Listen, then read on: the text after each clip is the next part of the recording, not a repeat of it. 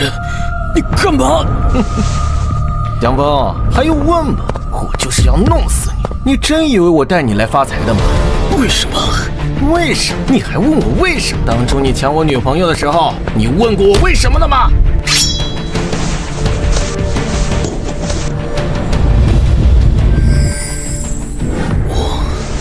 我被人救了！我操，这衣服是手？难道我穿越了？还真是穿越了！这里是个武道圣贤的平行世界，太好了！前世处了几个女朋友，都不知道选哪个。这回到了古代，是不是可以三妻四妾了？让我看看这身体的原主叫什么。要是王孙贵族，那就齐活了。你还真别说，真是个官二代，他爸是村长。算了，最差的官二代也比乞丐强。至于村里的小村姑，也得仰望我吧。等等。这村子叫江家村，村民都是江氏族人，造孽呀！这下不了手啊！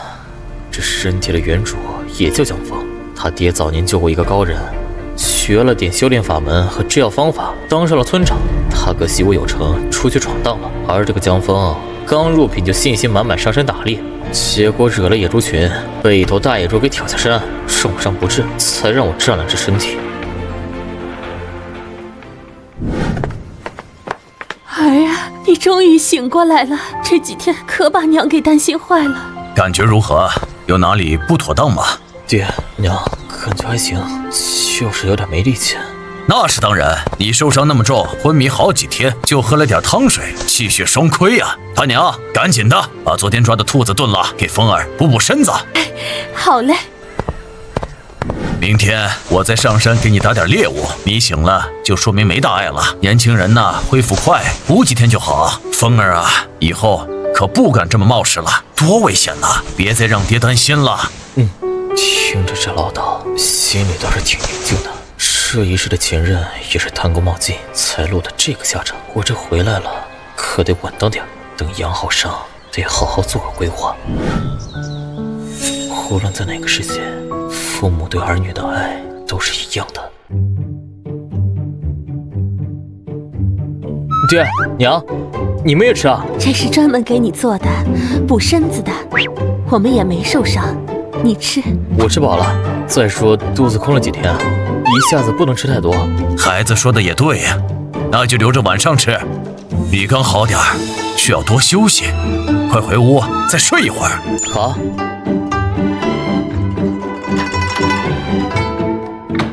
儿子好了，我就放心了。这几天我提心吊胆的，觉都没睡好。那你也进屋躺会儿，下午我自己去山上，正好你看着点风儿。这个时代的夜晚可真无聊，连个娱乐活动都没有。好怀念前身长腿小姐姐们，她们打破世俗的偏见，穿着我女朋友都愿意穿给我看的衣服，陪伴了我多少个不眠的夜晚，真想念她们啊！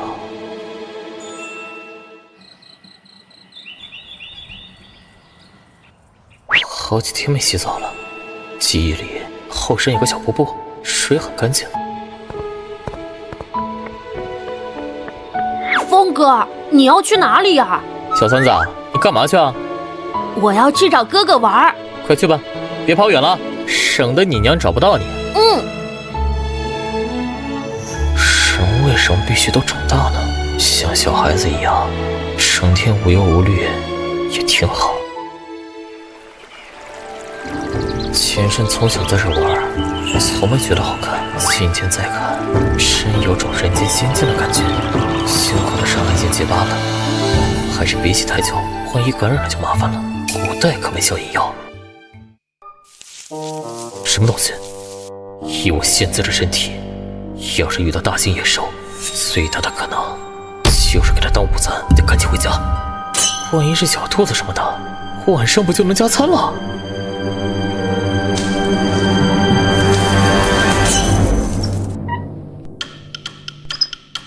小家伙，你这是怎么弄的？咱俩真是同病相怜啊！既然遇上了，就是有缘。我把你带回去，活不活就看你的造化了。来到这个世界，我也很孤单。你要是能活下来，就给我做个伴儿吧。我给你取个名字吧，我们是在瀑布遇到的，瀑布多水。那你以后就叫小石头吧。我希望你我都能像石头一样坚强的活着。爹，我今天去瀑布洗澡，捡了只受伤的小猴子，您给看看呗。你身体刚好，可不能着凉了。你这样抱不行，等着，我给他上点药。应该没大问题，都是皮外伤，几天就好了。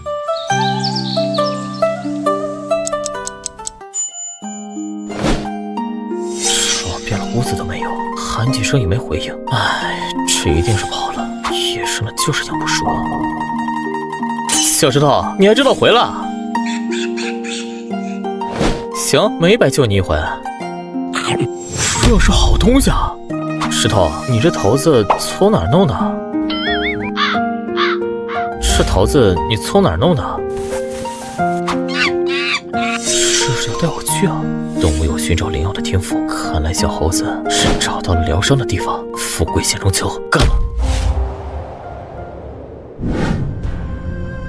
听说过山里深处有猛兽，这要是碰上一个，小命不保啊！动物趋吉避害的能力比人强，小猴子不怕，应该危险不大。看来没什么危险。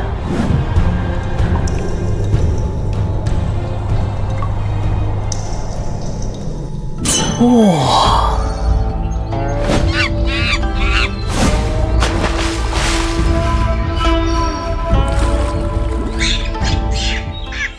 这难道就是他的疗伤法子？看着像温泉啊！不管了，能泡个温泉也不错。潭水居然是乳白色的，空气也特别新鲜。这是什么？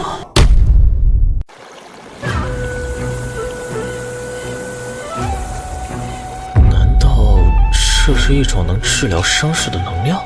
我好歹也是一品武者了，如果我现在修炼一下，能不能吸收的更快？还真有用！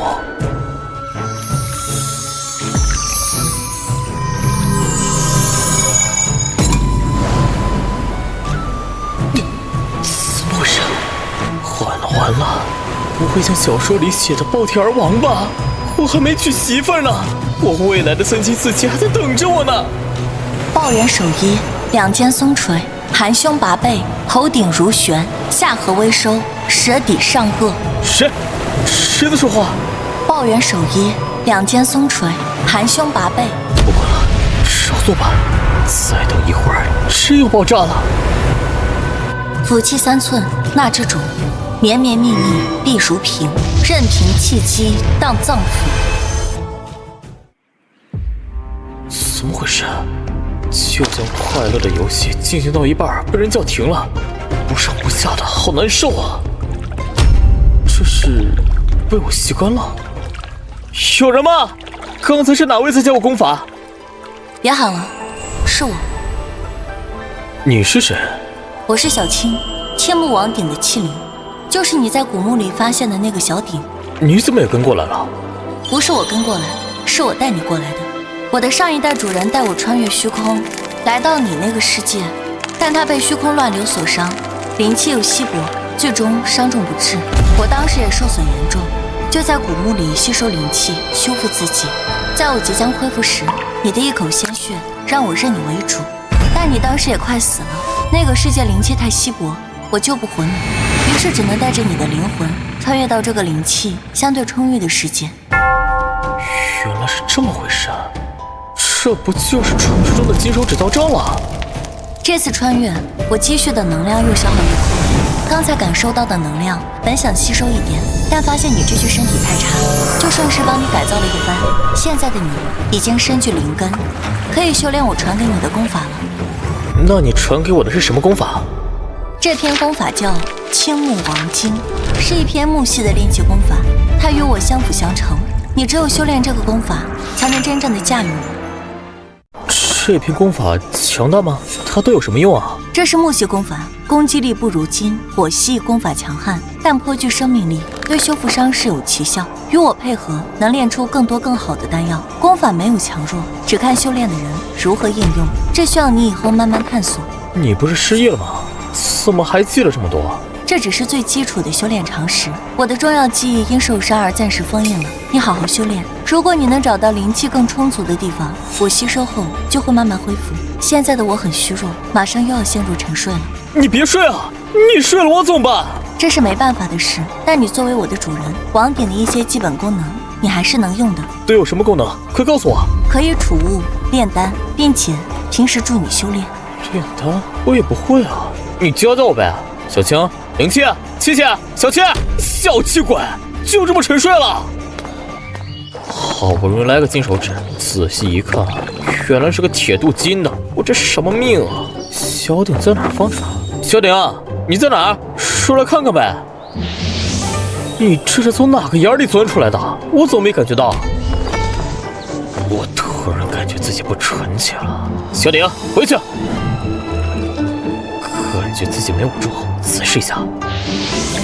算了，我现在就是个漏手，爱从哪儿进从哪儿进吧，次数多了就麻木了。炼体2品巅峰。不仅如此，我现在体内有了灵气，还能修炼炼气功法，以后就是炼气和炼体双修了。身体被改造后，炼气前6层都没瓶颈了，只要有能量就行。不过我现在是3无修真人员，无法宝，无宝贝，无战斗经验，空有个功法，连火球术都不会。金手指纯度最多1个9。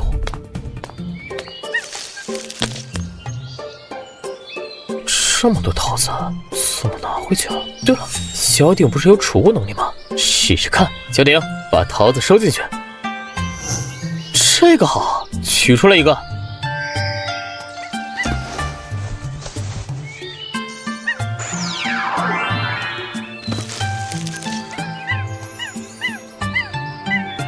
我明白了，你是说你吃过这果子，然后肚子像要炸开似的？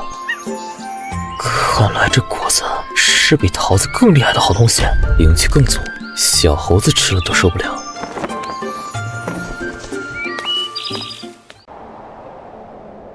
这几片草长得特别像爹常采的铁骨草，但颜色不太一样，个头也大得多。不管了，先摘回去再说。看来没什么别的东西了。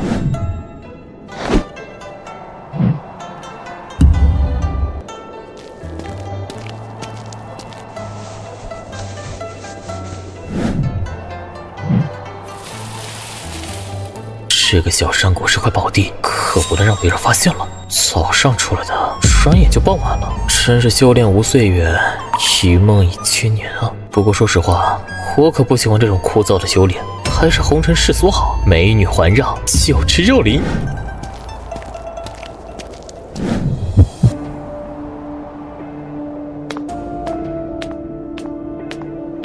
风儿，你去哪儿了？爹，我今天和小猴子去了一个地方，摘了几样好东西，进屋，我给您看看。你从哪里采的？这可是好东西啊！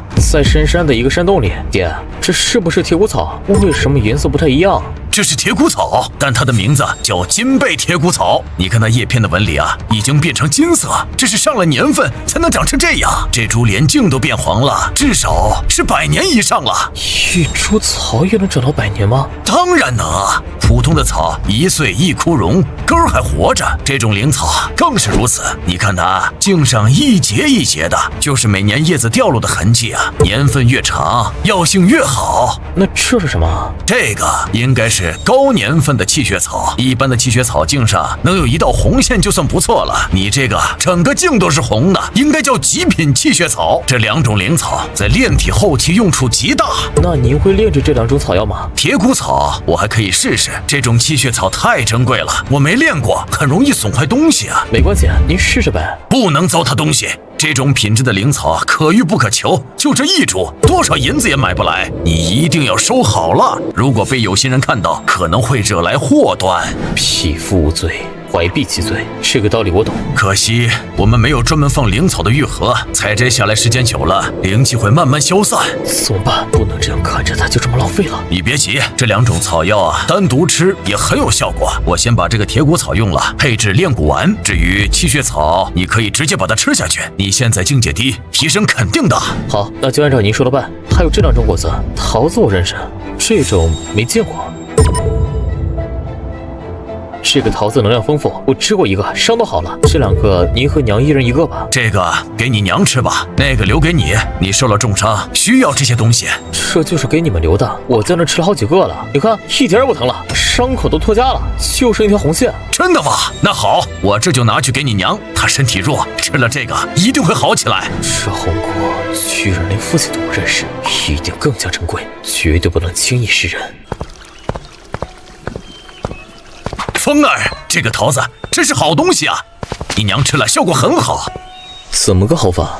一会儿你娘出来你就知道了。风儿饿了吧？娘现在就去做饭。娘，你好像年轻了。你爹刚才也这么说，我倒没什么感觉，就是觉得好像有了些力气。您吃了之后有什么感觉？刚吃下去，浑身很热，出了一身汗，黏糊糊的。你爹提了桶水，我洗了一下，才感觉身体轻松了许多。母亲没有修炼过，这桃子灵气充足，对普通人是大补之物。按前世看小说的经验，这应该算是洗髓发脉了。这事儿你得感谢小石头，是他找到的桃子。我的伤好了，你也年轻了。那今天晚上给小石头加餐。这个功法这么厉害吗？对了，小姐说过，小鼎会辅助我修炼，她在古墓里就能自行吸收灵气，现在在我身体里同样也会。灵气通过我的身体进入小鼎，必然会有一部分留在我体内。这么说，哪怕我不修炼，修为也会增加，这可是大好事啊！那如果我刻意修炼呢？岂不是1加1大于2？多亏这里是大山深处，草木繁盛，灵气充裕，又和我修炼的木系功法相匹配。这要是在前世，几次就抽干了。看来我这个镀金的金手指纯度已经上到2个9了。只要我认真修炼，境界增长一定会很快。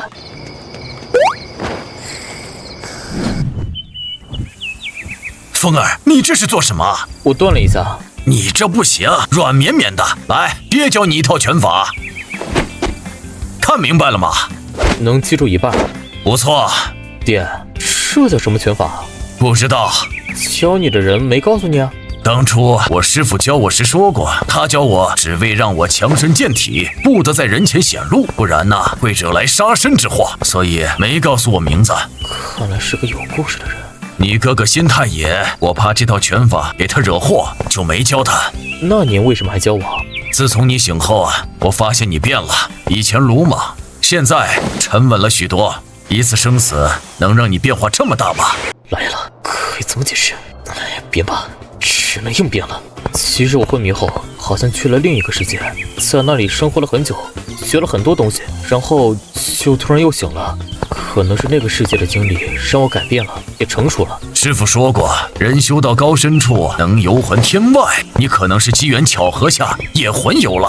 这妥妥的亲爹啊，真配合我。我之所以教你拳法，就是看到了你的变化。当你踩到金背铁骨草时，我感觉你是个有大气运的人，不该蹉跎在这个小山村。这套拳法以后能为你保命，爹也许会因为你而骄傲。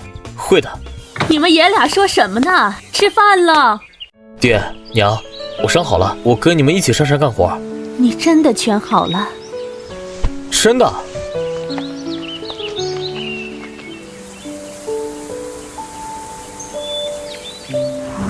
我修的是木系功法，对草木之气特别敏感，以后没事多来山里修行，应该能提高修炼速度。这样的山坡不是很陡，是不是可以修筑梯田？梯田能降低水土流失，还能拦截雨水，保水保肥。如果成功，肯定能增加粮食产量，这可是为大家造福的好事。晚上得跟爹好好商量一下，他是村长，说不定能在全村推广。小石头，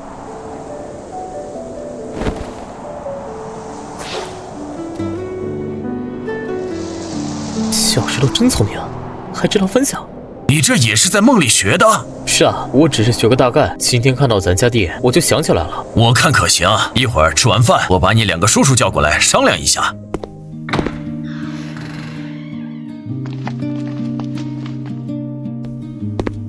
二叔、三叔，风儿的伤都好了吗？老二叔挂念，全好了。这孩子说话怎么文绉绉的了？风儿，你的2位叔叔已经来了，把你的想法跟他们说一说吧。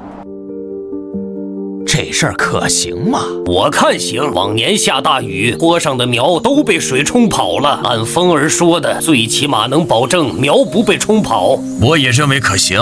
那咱就干呗。不过这个时节了，也种不了什么。反正往后也闲着，咱们先开垦几块新地试试。咱3家一起干，弄好了，明年就能看出效果。行，那就干。我家那俩小子成天往林子里钻，这回都给他们弄地里干活去。打猎也照常，咱们干2天活，打1天猎，累了就歇1天。好，今年都上山，让我家丫头做饭，她也快及笄了，什么都会做。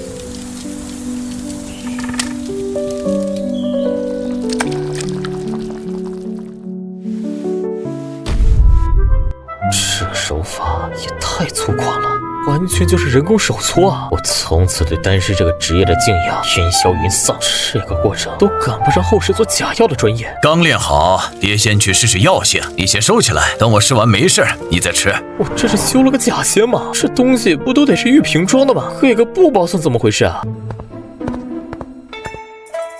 爹去试药了，我也别耽误时间，修炼一会儿。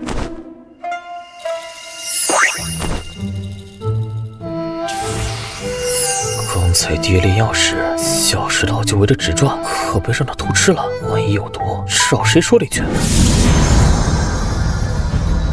怎么回事？3天2头就起一回，你们要是看不上我就吱声，咱好聚好散，别老摔盘子摔碗的，我这小身板可不抗造啊！我操，这是要动我的存款了！辛辛苦苦30年，一夜回到解放前啊！不行，得想个办法。对了，有大桃子。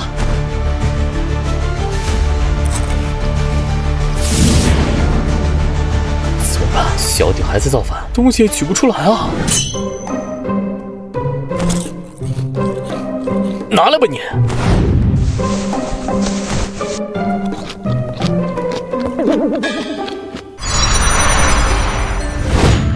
吓死我了！下回可不能在家修炼了，这小鼎动不动就发疯，灵气不够，差点被他抽干。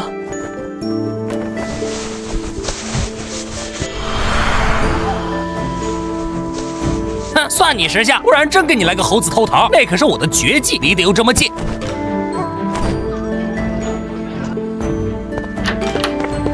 风儿，爹突破了，终于到3品了，多少年了，再不突破我都老了。这药好使，晚上你也试试。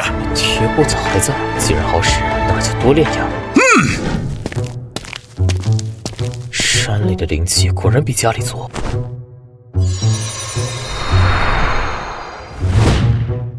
怎么不一样了？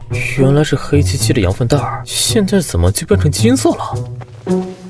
下午那阵灵气消耗，难道是小鼎在帮我炼药，把药的品质提升了？有可能，上一个试试吧。他总不能害我这个主人吧？味道还行，鱼腥草味，香吐。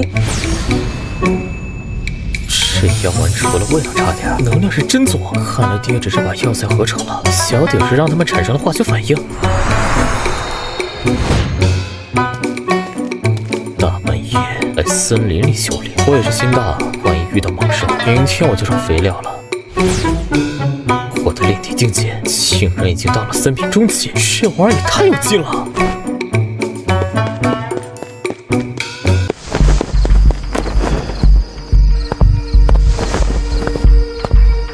怎么这么晚才回来啊？身体刚好，多练了一会儿。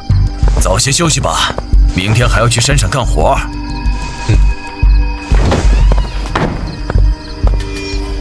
以后还是去瀑布，或者那个更安全的山谷修炼。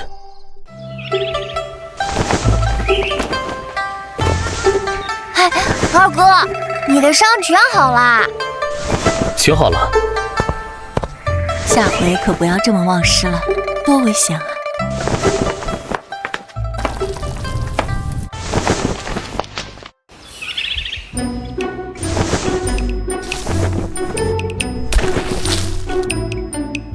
如果真能像风儿说的那样，用梯田种地能增产，以后咱们就能吃饱饭了。在古代，能吃饱饭就是最美好的愿望了。哎，真没想到这坡地还能这么实的，看着就比咱原来那地存得住水。风儿，这个法子，我看是成了。二哥，你那个梦也太厉害了，还学了啥？再教教我们呗。以后有机会的。哎，江武他们家在干啥呢？把好好的坡地挖成一层一层的。谁知道呢？村长家的事，咱也别瞎问。不过看着还挺齐整的。等明年种上庄稼，有了收成，大家自然就明白了。哪怕多产1斗粮，咱也算没白干。咱穷人家能平安活着就挺好了。我看风儿这个梯田肯定行，等将来换了钱，让孩子们也去北苍城上个私塾，不能像我们似的，一辈子待在这山沟里。上私塾可不敢想，得多少钱呀？大哥，你不就认识字吗？你教他们呗。我这点学问呢，别把孩子耽误了。是啊，既然来了这个世界，总该为家人做点什么。直至改变命运，先从认字开始。爹、二叔、三叔，不如让弟弟们歇着的时候来我家，我教他们认字吧。怎么，风儿这是尽得大哥真传了？教他们认字，我觉得没问题。那就让风儿先教教看，总比一天到晚游手好闲强。今天收获不错，晚上大家都去我家吃饭，咱们吃顿好的。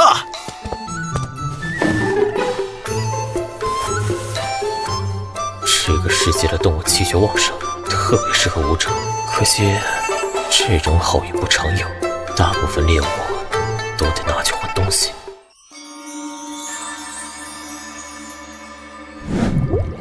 狐狸的灵气虽然比上次稀薄了些，但在这里修炼，效果还是比家里强多了。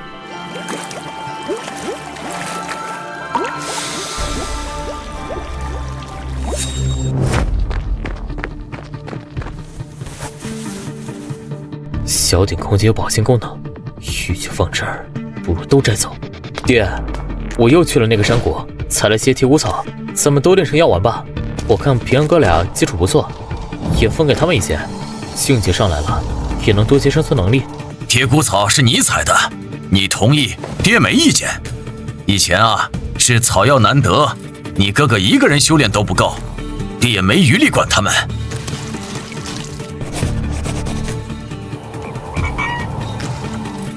2个月了，炼气到了前期巅峰，炼体也到了3品后期，所以只要找一个合适的支点，就能用很小的力气敲击很重的东西。大哥，风儿怎么懂这么多？他从哪儿学的？师傅曾说过，有的人天生就有宿慧，也就是前世的智慧。风儿受伤醒来后就不一样了，我看是觉醒了宿慧。哥，你师傅是奇人，他说的一定对。风儿这么聪明，待在咱这儿是不是委屈了？这个小山村是盛不下他的，早晚得走。我倒想看看他以后能成长到什么地步。是狼，后撤！来了！原来狼这么好杀，我这么厉害！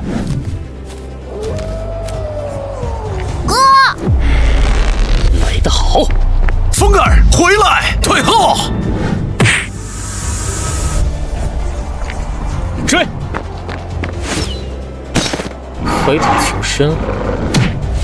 嘿嘿，爹，大获全胜！别笑了，赶紧把狼拖回去，血腥味会引来更厉害的家伙。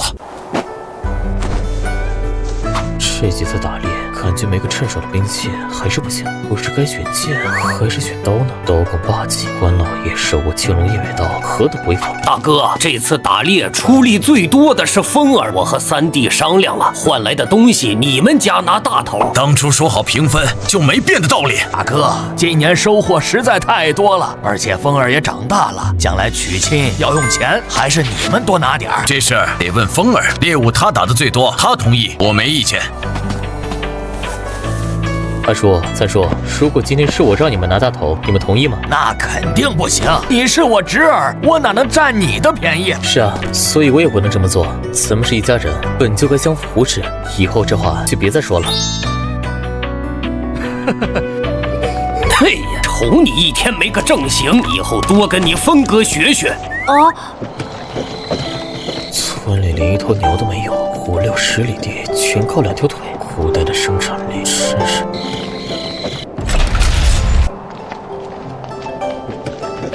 哇！第一次进场，跟刘姥姥进大观园似的。江大叔，您来了！掌柜的估摸着您这几天就到，快请进。江兄弟，可算把你盼来了，快让我看看今年都有什么好货。赵掌柜啊，今年可真有好货，我直接就到你这儿来了，你可得给个好价钱呐。哎呀，江兄弟，你这可是冒了不少险吧？这么多好皮货，不容易呀。我们穷人命贱，只能豁出命去换，所以赵掌柜啊，您可千万不能压价。放心，江兄弟，咱们屋里算账。江兄弟，以后再有好货，还要想着我呀。一定一定，分开带着，能减少风险。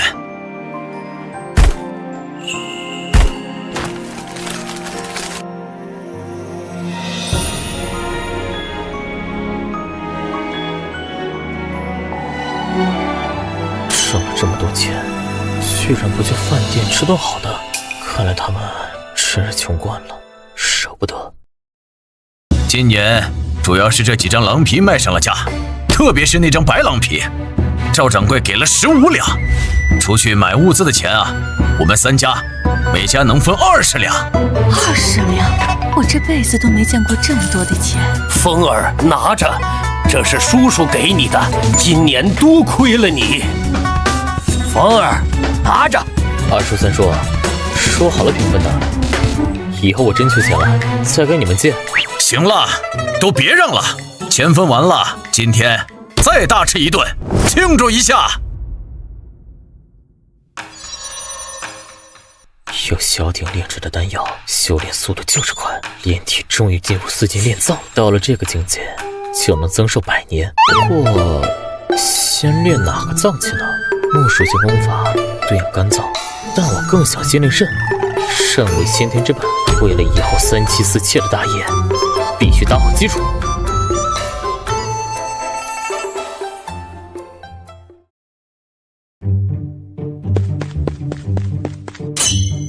孙子，跑那么快干嘛去啊？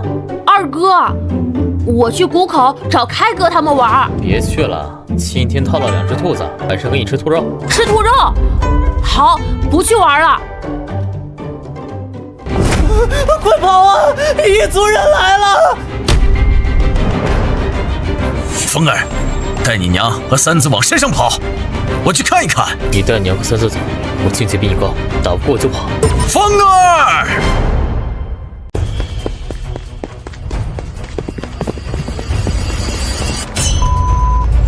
今天就拿你们当小鬼子干了！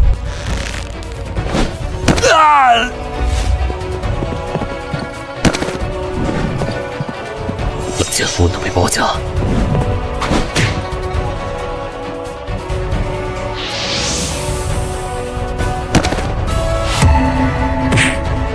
想跑不行，马也不能让他跑了，万一引来更多一族兵，全村都得完蛋。还好以前在旅游景区骑过几次，不然还真不知道该怎么办。爹，你怎么来了？你毛毛躁躁就冲出来，我能放心吗？赶紧的，把人和马都处理干净，别让人看见，麻烦就大了。等会儿，补刀是美德，也是给敌人的尊重。爹，爹，这些胡骑怎么会跑到我们这儿来？每年冬天，他们就会出来劫掠。今年雪大，估计是遭了灾，北边抢光了，就跑到我们南边来了。这也太憋屈了。这就是咱们边民的命，贱如草芥。风儿啊，你有能力就离开这里，出去闯闯，总比在这儿混吃等死强。我一定会出去看看，如果能力够了，我想改变这一切。别想那么多，外面的世界很复杂，遇到事儿啊，先保住自己的命再说。爹，我们为什么不能在谷口修个寨门？这样胡骑就不能随便进来了。人心不齐啊！修寨门要动用全村的力量，谁出钱谁出粮。现在各家能吃饱就不错了。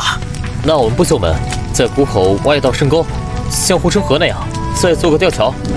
你想的太简单了，吊桥需要铁索，我们上哪儿弄？就算用麻绳，也需要绞车、锚定，这些都不是我们能完成的。风儿，你能为族人着想，这是好事。但这个世道，人心难测。以后你出去了，记住，心不要太好，不能轻易相信别人。小开家人都没了，以后啊，就住我们家吧。小开啊，以后有我们一口吃的，就饿不着你。谢谢大伯，以后您就是我爹，我长大孝敬您。好孩子，快起来。现在屋里多了个人，修炼都不方便了，看来是时候准备离开了。草药采的差不多了，都炼成了药丸，是时候把那几匹战马处理掉了。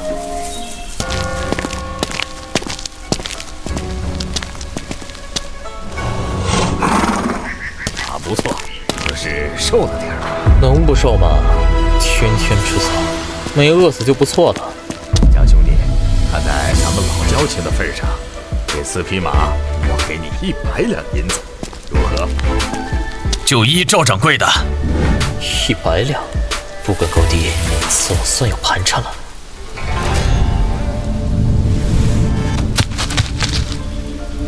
赤脚提炼父亲新炼的聚血丸，桃子的灵气已经不够了。好霸道的灵气，幸亏有小鼎分担，拼了！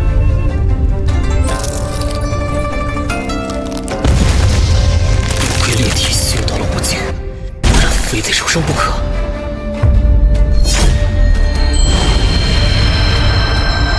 灵气终于到巅峰了。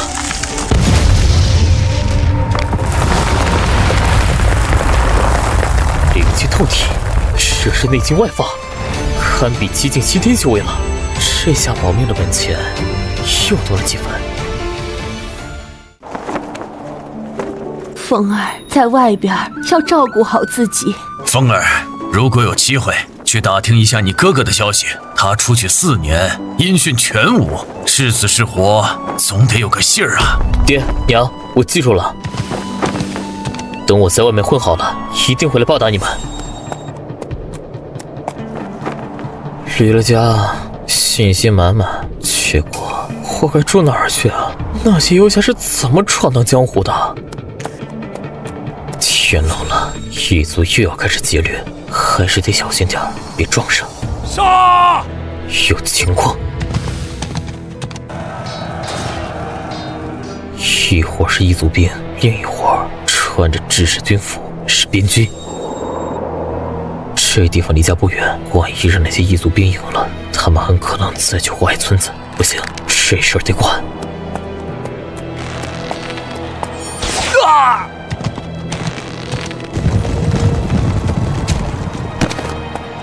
上一次是血气之忧，这次才是真正的战场对阵，紧张，但事已至此，干了！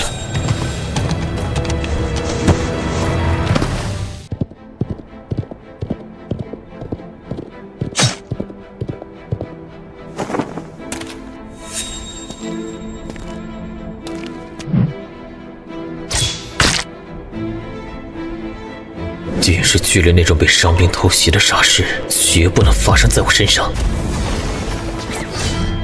他妈的，一群穷鬼，一个铜板都没有。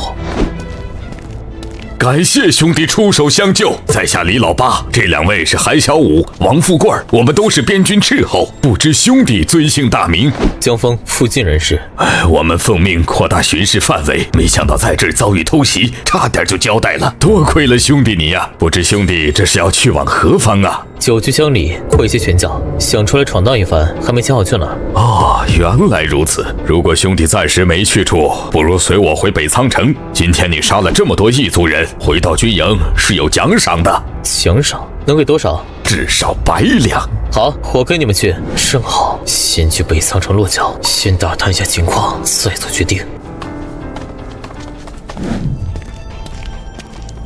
排长大人，李老八回来奉命。讲，今日我时外出巡视，路遇胡骑，探得胡骑已窜入我南方村落劫掠，我队死7人，仅3人返回。知道了，他是何人？这位是江峰兄弟，在我等遇险时出手相救，我带他前来领赏。领赏，去找校尉。麻烦通传一声，斥候1队李老八求见。多亏江峰兄弟出手，我等才能生还。哦，李老八说你剑术精湛，从哪儿学的？这是刘校尉，快回答！我家世代是猎户，家传呢？能连杀6人，功夫不低。现在什么境界了？不能说实话，太扎眼了，但说低了也解释不通。2品中期。好，2品中期。领了赏钱之后，打算去干什么？江湖闯荡，浪迹天涯。哈哈哈哈！就凭你2品中期，还想闯荡江湖？走不出北仓城，就得让土匪给你劫了。别走了，留下来当兵吧。干好了，给你个白掌当当。风妻因此不比你一个人瞎闯强。我没想当兵啊！大好男儿，练了一身武功，不思保家卫国，瞎闯荡什么？李老八，带他去领身衣服，回来见我。不是说领赏吗？怎么稀里糊涂就当兵了？李老八，你可不是这么说的。小点声，刘校尉只是看上你了。你这修为当个白掌是铁定的事儿，好事儿啊。有几分气势。按你的修为，当个小兵屈才了。这样，你先跟着我当个亲兵，历练一阵子，我再提拔你。亲兵就亲兵吧。我的赏银呢？校尉大人，那赏银什么时候给啊？你还是个财迷，好吧，李老八，你去帮他领回来，省得他惦记。倒水。得，还负责端茶倒水，跟警卫员似的。军营里不许赌博，不许私斗，晚上不许喧哗。赵虎，杰克！李老八，你个混蛋！再叫我杰克，蛋黄给你挤出来！赵虎，这是江峰，校尉新收的亲兵，你给安排一下。他可是我的救命恩人，你可得照顾点儿。什么来头？没来头。行了，人我交给你了，跟我进来。你就睡那儿，东西放架子上。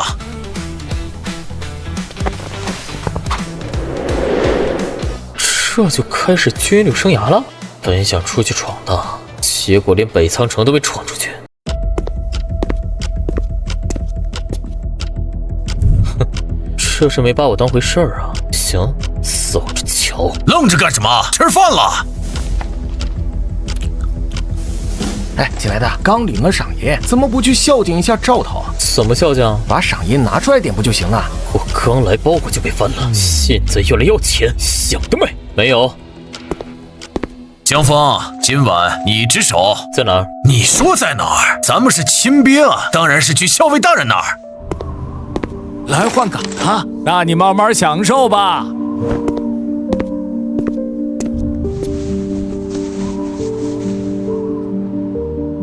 校尉大人，怎么是你？赵队长安排的。瞎胡闹！看来这小鞋是给我穿死了。还没人来换你？没人。这个混蛋，看我明天怎么收拾他！你跟我进屋。你去里屋把炭盆端出来。你就在屋内值守吧，我正好睡不着，看看文书。这古代的算法也太繁琐了。这里算错了。大人，这账算错了。你能看懂？能。那你指给我看。果然平了。哈哈哈！你小子还真会，从哪学的？小时候遇到一个艺人，他教的。还教了你什么？还教了周子。那武功呢？也是他教的。那人叫什么？长什么样？不知道名字，仙风道骨的。他还救了我一命，教完就走了。念过书，仙风道骨，莫非是宗门中人？这小子有点造化，看来得结个善缘。行了，今夜你就在这屋里值守，我要睡了。去，把赵虎给我叫来。不知大人有何吩咐？江峰才来1天，你就让他一个人值守1夜，若有紧急军情耽误了，你担待得起吗？小人知错，请大人责罚。你们想给新人立规矩，我不反对，但要分轻重。再说，我告诉江峰这个人，你拿捏不了，别自找没趣。江峰学过刀法吗？没有。那你怎么杀的6个胡骑？6个，乖乖，这小子是个狠人呐！剑术加蛮力。赵虎，你把军中刀法教给他。是。我只演示1遍，学不会可不关我事。多演示1遍能肾亏啊！就你这样，一辈子吃不上4个菜。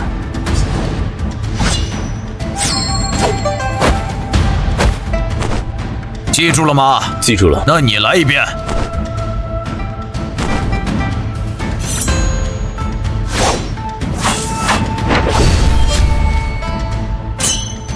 我靠，这小子怎么使得比我还好？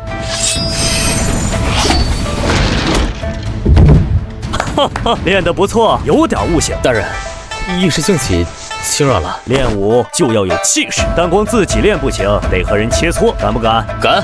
你去和江峰切磋一下，点到为止。是。这家伙力量不大，我要是用全力，一刀就能把他当磕飞。不过现在是难得的实战机会，多练练。停，赵虎，你上。停，记住，生死搏杀，狠则胜。你现在还缺点狠劲儿，关键时刻要有以命换命的气势。没事多找人切磋，适应不同的打法。多谢大人指点。江疯子又来了，快跑！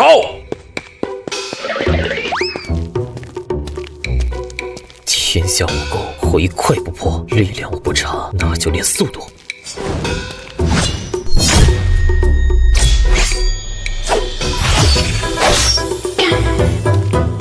别惹那疯子，万一把咱们当木桩砍了，上哪说理去？行啊，小子，给我省了个主簿。来，我再给你讲讲战阵常识。江队长，周将军请校尉大人议事。跟我进来。将军，就等你了，入座吧。刘同，你可算来了。听说你最近收了个俊俏的亲兵，每晚都叫入帐中，彻夜不出。你是不是改了性子，喜好南风了？土张，闭上你的臭嘴！再敢胡说，老子用刀跟你说话。长得确实不错，就是不知道这样下去，你还有没有力气上战场？是个狗日的，上来就误人清白，这要是传出去，我以后还怎么混？放肆！你们眼里还有没有我这个将军？将军，贺章口无遮拦，无我清白，该罚。刘同，你先坐下。贺章，这是什么地方？容你胡言乱语，下次再犯20军棍！赶紧给刘校尉赔礼。将军，属下知错了，刘校尉失礼了。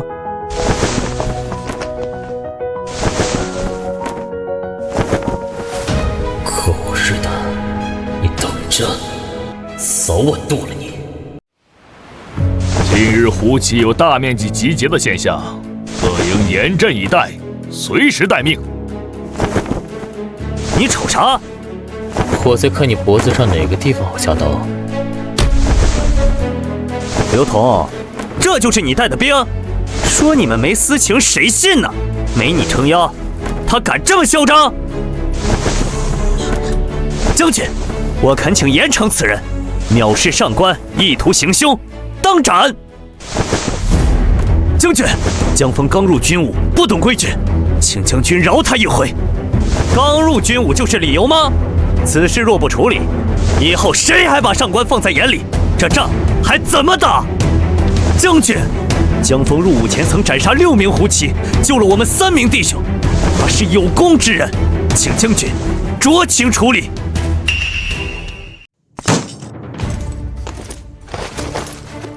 不能为了一个小兵寒了众将的心。来人，把江枫拉下去，砍了！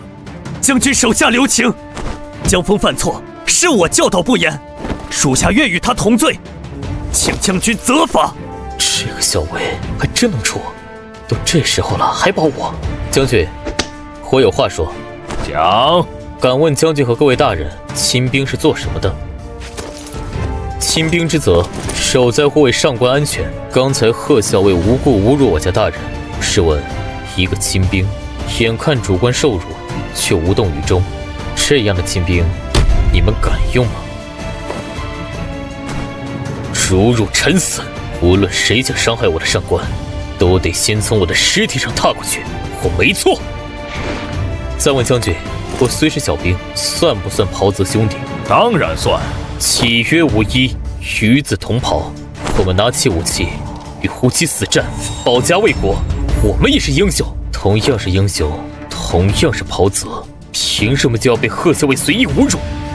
贺校尉，你如此侮辱士卒，就不怕战场上背后有人捅你刀子吗？你可曾拿我们当人看？还是说在你心里，我们只是个随意可以丢弃的草芥？没有我们这些草芥，凭你一人能守住这北苍城吗？恐怕你早就弃城而逃了吧，因为你的命金贵。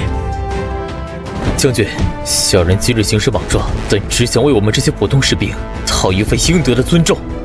如果我们战死沙场，换来的就是上官的随意侮辱，那我们为何而战？将军，你说这份军人的荣耀，难道还比不上所谓的上下尊卑吗？若你也这么认为，我无话可说，请将军责罚。将军，我认为此话没错，士卒也该受到尊重。将军，边军苦寒，全靠上下一心，若随意打杀有功之士，恐寒了众兄弟的心呐。请将军饶恕此人。请将军饶恕江枫。这小子有胆有识，是个人才。将军，我看这个小亲兵有点意思，话糙理不糙。今天的事错在贺章，小惩大戒，打10军棍就算了。好，就依老校尉所言，来人，将江枫拉下去，打10军棍。贺章罚俸2月，怠敢多嘴，严惩不贷。这位兄弟，请吧。这位兄弟替咱们当兵的说了话，手下都放亮点水，懂吗？兄弟，你先自己回营，我们得回去复命，让人看见了不好。谢了，兄弟们，改日我请喝酒。此战若能活下来，咱们再聚。怎么样，受伤没？没事，兄弟们手下留情了。进来。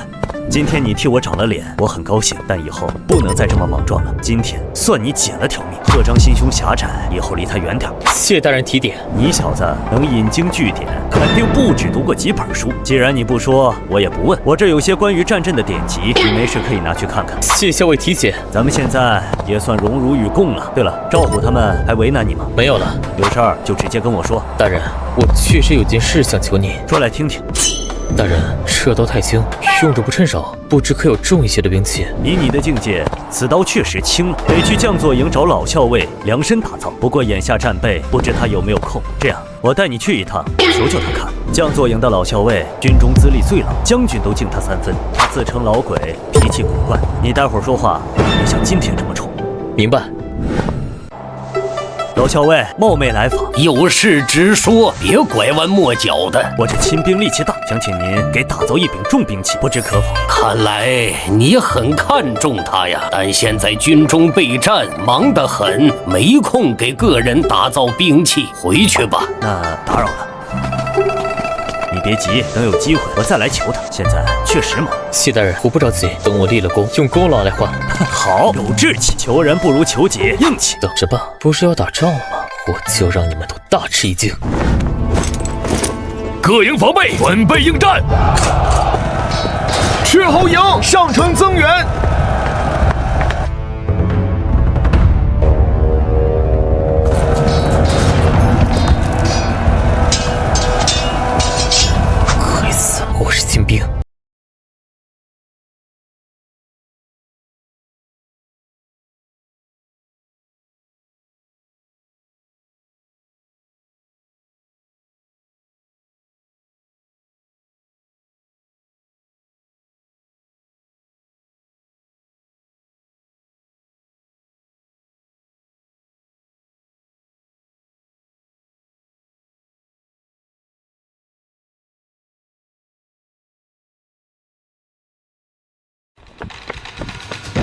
找死！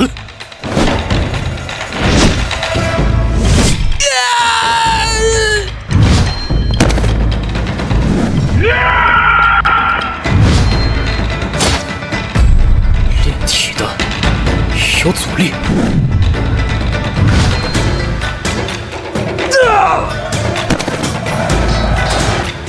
愣着干什么？给我干他们！干他们！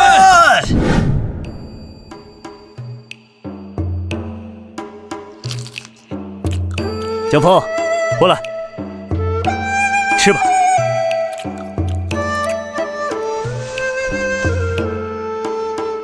快点恢复体力，才能活得更久。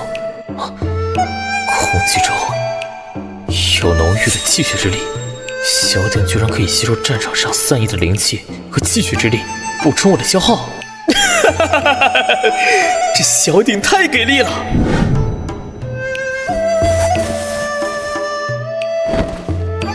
感觉差一点就能突破到5品后期了。赵虎队长。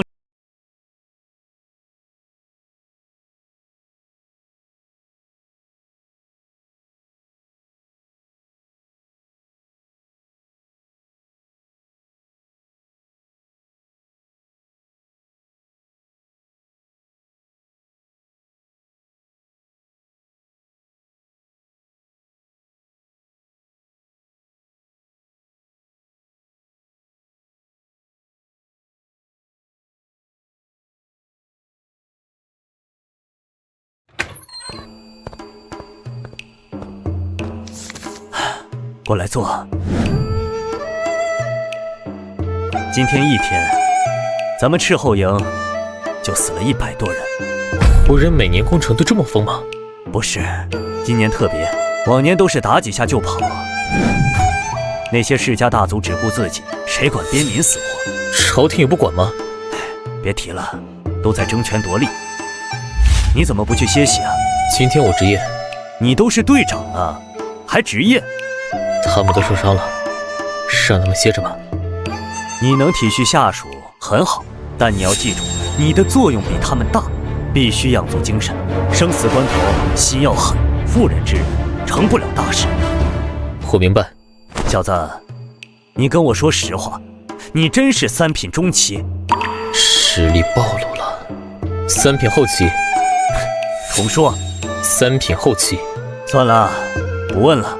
你小子太能藏了，记住，在边军，能力强者为尊。你功夫高，下属活命的机会才大，才有人愿意跟你。我懂了。行了，既然你答应了，今晚就值吧，我要歇息了。非我族类，其心必异。想学获取并风朗继续，可惜太遥远了。眼下还是得靠实力来说话。城上的人听着，交出工匠和物资，我们就退兵，否则就等着城破人亡吧。想要工匠和铁器，做梦！谁能把他给我射死？重赏！你能射着吗？射不着，弓不行，太软；箭也不行，太轻。有好的弓箭，你就能射到？可以一试。将军，可否借你的弓箭一用？我手下亲兵江峰想试一试，他一个小兵也配用将军的弓？别说射，他拉都拉不开。没试过，你怎么知道？你对他可真是好啊！敢不敢打个赌？赌什么？就赌他如果射不中，便从这城上跳下去；如果射中了呢？那不可能。他要是射中了，我从这城上跳下去，一言为定。他要是射不中，我跳。冲动了，江峰啊，你可得给力点啊，不然你家校尉我今天就得表演自由落体了。看这弓箭，合用否？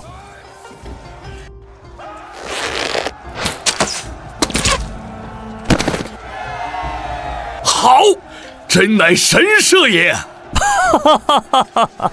好小子，真给老子长脸！狗日的贺章，看你还怎么说！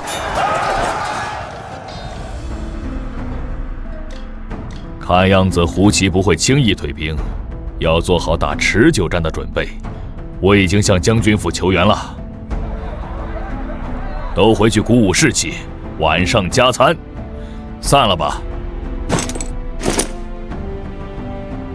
哎，贺校尉，先别走啊，咱们的赌约是不是该履行一下了？嗨，玩笑，都是玩笑，玩笑。如果江峰没射中，你他妈能说是玩笑？你待怎的？我要你履行赌约，跳城去，不可能！贺章啊，贺章，堂堂校尉出尔反尔，你就是个不要脸皮的小人，我等羞于与你为伍。哼，还学得挺快啊！尔敢！行了，打了几天还没打够吗？都回去！看看我这亲兵多长脸，再瞅瞅你们那亲兵，丢人！大人，弓还给将军吧。不用了，将军说赏你了。本来还想用功劳换把好刀呢，算了，弓也不错。在这乱世，实力才是一切。你们几个只管护住校尉大人，其他的交给我。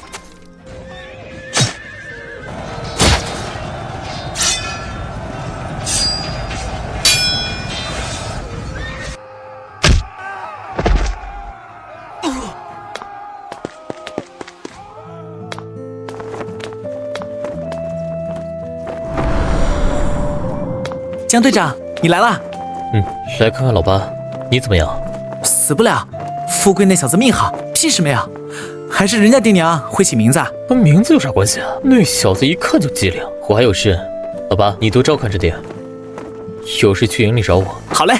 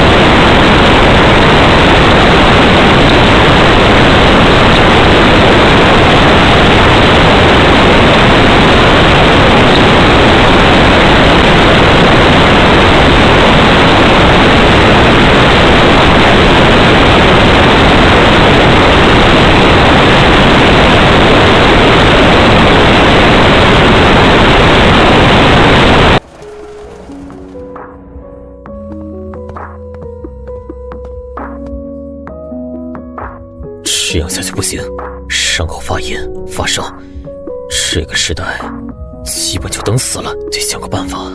有了，用丹药强行提升他的体质，或许能扛过去。小五，挡住视线。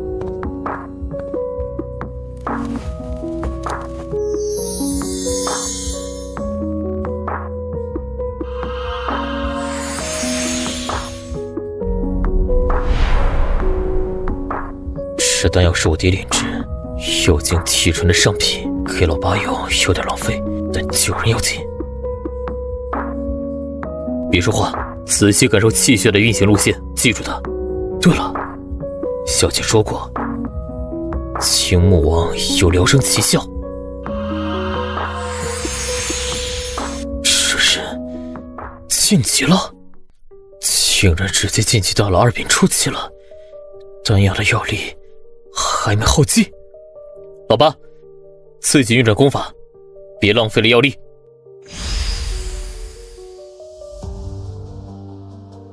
我又晋级了，2品中期顶峰。把绷带解开，我看看伤口。我试试我的功法，对外伤有没有用？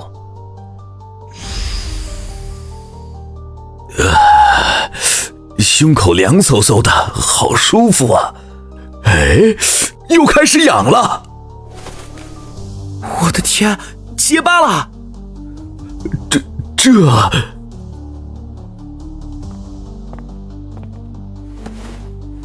江兄弟，救命之恩无以为报，今后但有差遣，我李老八绝不推辞。李大哥，你我相识就是缘分，能救你也是天意，不用挂在心上。江兄弟，我老八是个粗人，不会说话，你的情我记在心里，以后刀山火海，你看我表现。行了，伤好了就别在这装病号了，跟我回营。好，回营。江峰，过几天新兵就到了，营里要补充人手。前阵子死了好几个白长，我有意让你下去当一个，你愿意吗？但凭校尉大人差遣。看来你很愿意啊。怎么，给我当亲兵委屈你了？不委屈不委屈，这段时间多谢大人教导，让我成长很快，我非常感谢大人。行了，跟你开玩笑呢，让你这大高手在我身边当亲兵，确实屈才。我跟将军禀报了，他也同意，这事儿就这么定了。感谢大人提携，你我也算过命的交情，别客气了。对了，亲兵队长的人选，你帮我推荐一个。我觉得吴非挺合适，他行事稳重，功夫也还可以。那你把他叫进来。江峰要去当白长了，他推荐你当我的亲兵队长，你有什么意见吗？属下愿意，没有意见。刘回这是让我推荐，好让吴非欠我人情啊。那好，江峰啊，你带他下去熟悉一下情况。感谢江白长的推荐。吴哥，我推荐你，是因为你为人稳重，跟在大人身边，要多看多想，时刻维护大人的尊严。是，我明白。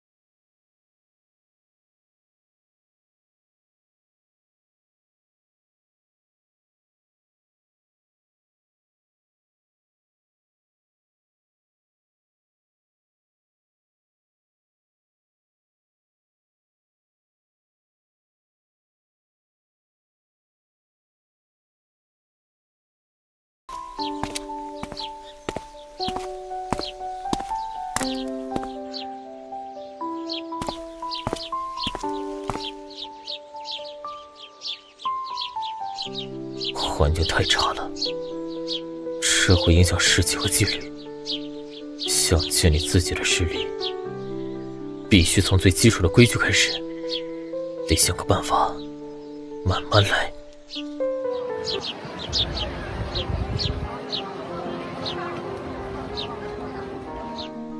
首先自我介绍一下，我叫江峰，是你们的白长。我今年20，比你们许多人都小，参军时间也不长，但我能当上这个白长，是靠我手里的刀，一刀一刀杀出来的。不知道的，可以私下问问老兵，你们当中有些人被称为罪兵是吧？在我这里，我要立一个规矩，在我们这队人马里，谁也不准再提罪兵这2个字，特别是你们这些老兵，都给我记住了。不管他们因为什么原因来到这里，从他们拿起刀准备杀敌的那一刻起，他他们就是我们的袍泽，是我们可以把后背交给他的人，是你在危险时能拉你一把的人，是能为你挡刀的人。告诉我，这样的人对你来说有罪吗？没有。都他妈没吃饭吗？大声点儿！没有。听不见？没有。以后回答都给我用这个音量，谁再娘们唧唧的，我让他去营门口喊1天。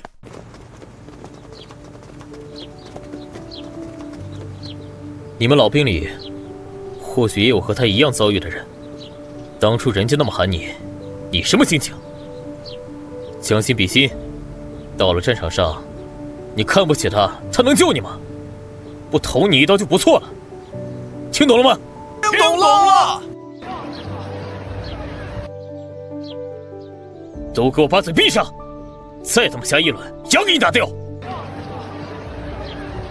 还有你们这些新来的，别仗着读过几天书就看不起别人。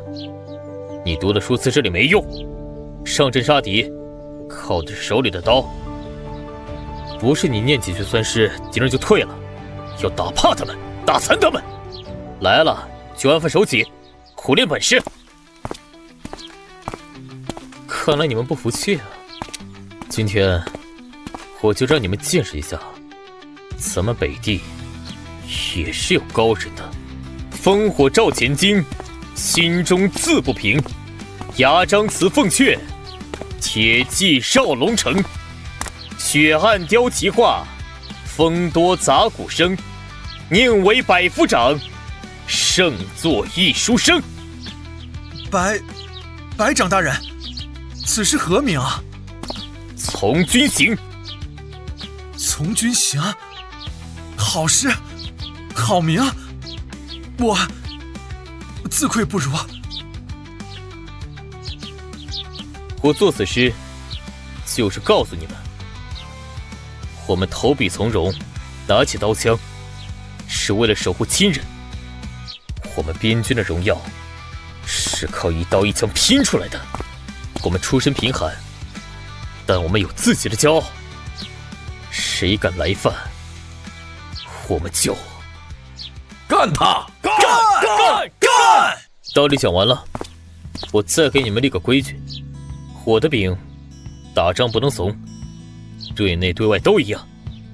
要是出营被人欺负了，打不过也得有那块肉下来。只要你站里，天大的事我给你兜着。但是你要是欺负别人还让人揍了，别来找我，我丢不起那人。哈哈哈哈哈哈！最后还有一件事，从今天起，晚上睡觉前都他妈把脚给我洗了。一进你们那屋，我差点中毒身亡。哈哈哈哈哈！别笑，用热水泡泡脚解乏，睡得香，第二天精神头足，上战场说不定就能捡条命。这事儿李老八你给我盯着，谁不洗就把他鞋扔出去，让他第二天光脚训练。大人，您真厉害，还会作诗，可让他们洗脚这事儿真干啊！那帮沙胚懒得很，不好管啊。这也包括你吧？这事不难，晚上咱们自己就去货房烧水，用热水泡过几天，他们就懂得到底有多舒服了。我就是觉得有这个必要吗？有，我发现咱们的人虽然勇猛，但缺少配合，打着打着就散了，徒增伤亡。我想通过这些小事，培养大家的集体意识，等打仗的时候，他们下意识就会寻找队友。2打1、3打1，咱们的赢面不就大了吗？伤亡不就小了吗？大人教诲的是，我明白了。哎呀，跟了几个白长，您是头一个真心为我们士兵着想的。我也是士兵出身，别人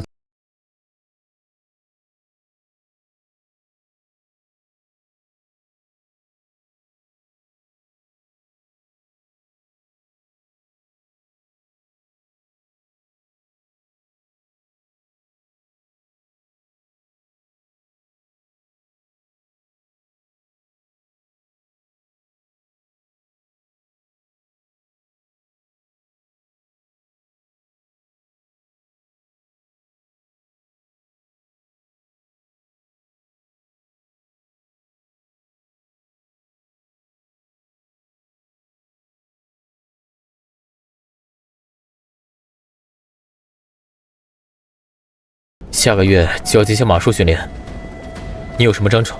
那有啥章程？人拉出去，往马上一放，多摔几回，啥都会了。胡骑不都是这么练出来的？有道理。那就这么办，过几天出去巡查，就把新兵带上。好嘞，我明天先把马分下去，让他们先跟马套近乎。大人，不好了，出事了！小五出营跟人打架了。受伤了吗？没受伤。打赢了吗？打赢了。那还有什么问题？问题大了，他打的是贺校尉手下的人，我怕对方不能善罢甘休啊。江峰，你来的正好，把你的人交出来吧。大人，他说咱们的人打伤了他的亲兵，有这回事吗？有，我麾下使长韩小武。为何伤人？对方口出不逊。那你打算怎么处理？讲道理。行，那你先讲着，讲不通再说。贺校尉，你来之前就没问问你的兵为何被打吗？不用问，打人就是不对，犯了军令就得受罚。韩小武何在？你把打人的经过给贺大人讲一遍。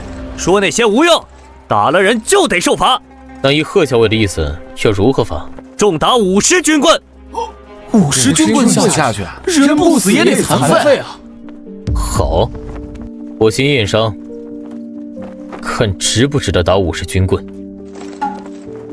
韩小武，你可知罪？小武知罪。错在哪儿了？不该打伤他。放屁！我跟你们说过，我的兵不能怂。对这种口出不逊的人，你打的没错，你错就错在为什么不把他牙打掉？韩小武，回去自己领50军棍，这点小事还得让我替你身后，罚你个懒惰之罪。是，小人甘愿受罚。看来贺大人对我的处理很满意啊。没事，不用谢我，同僚之间这点小事我帮你办了。江峰，你竟敢当着我的面伤人！这怎么叫无故伤人？他污蔑上官，难道不该打吗？当初在将军帐中，我不过是反驳你几句，就挨了10军棍。他直接污蔑我这百长，我打他一巴掌，有错吗？而且他说我是靠裙带关系上位的，我的任命是刘大人上报将军，依据军功批下来，他这话是在质疑将军的决定，是想动摇军心。按律，动摇军心该当何罪？是不是要杀头？我打他一巴掌是救他一命。贺校尉，你说你是不是该感谢我？这小子死的都能让他说成活的。如果贺大人觉得过意不去，想提点东西上门感谢我，我也不会拒绝。你，唉，看来贺大人真是个不懂得感恩的人，也难怪，近朱者赤，近墨者黑，果然诚不欺我呀。既然贺大人这么不知好歹，我这人又心善，就给你个出血的机会，你我打一场，无论输赢，此事就此作罢，如何？江峰一个排长，竟敢挑战校尉贺章！好，这可是你说的。你若输了，就向我磕头认罪。可以，那你若输了呢？我若输了，以后见你绕着走。一言为定。现在开始吗？一炷香之后还在这里。哎呀，大人不可呀！贺校尉功夫很高的，咱们认个错算了。大人，都是我的错，要不我给他磕头认罪，我一个师长不丢人。说什么屁话！你是我的兵，出去就代表我，怎么能随便跟人磕头？男人膝下有黄金，跪天跪地跪父母。以后再让我听到这种话，就别说是我的兵。可是，没什么可是的，今天就让你们看看大人我是怎么大杀四方的。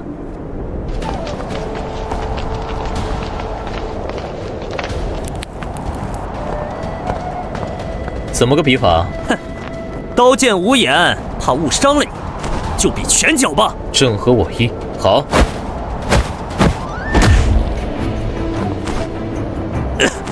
好大的力气！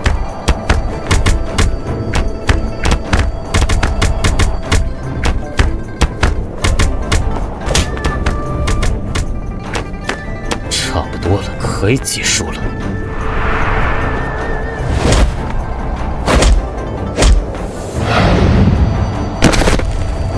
哇！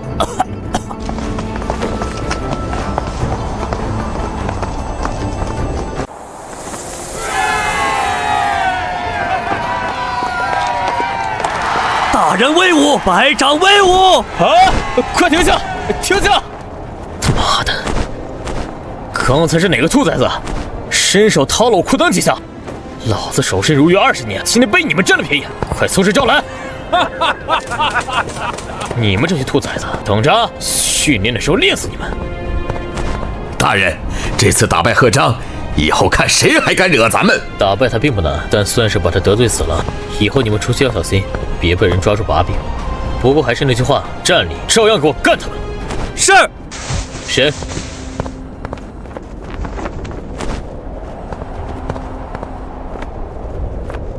将左营的老校尉，他深夜找我干嘛？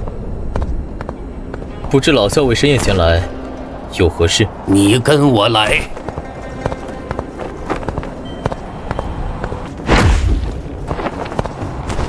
这老头是为贺章报仇来的，原来他俩有一腿。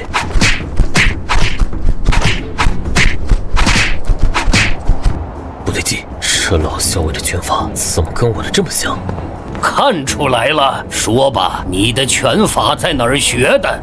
自学成才。甭废话，说实话。怎么还不信人有点聪明才智了？你既然姓姜，那我问你，姜武是你什么人？认识，只是认识。认识多年了。你这套拳法是他教你的吧？唉，当初我受伤是姜武救了我，我才教了他这套拳法。白天见你会用，又听你姓姜，我便猜想你可能是他的亲人。原来你就是我爹当年救的那个人。哦，承认他是你爹了，不是说只是认识吗？是啊，我生下来就认识，到现在20年了。你，行了，按辈分你得管我叫师爷。那不对啊，我爹可说了，当初他想拜师，你没收，所以我不能管您叫师爷。但是呢，咱们毕竟有这层关系，不如这样，我管您叫老爷子吧。这是什么称呼？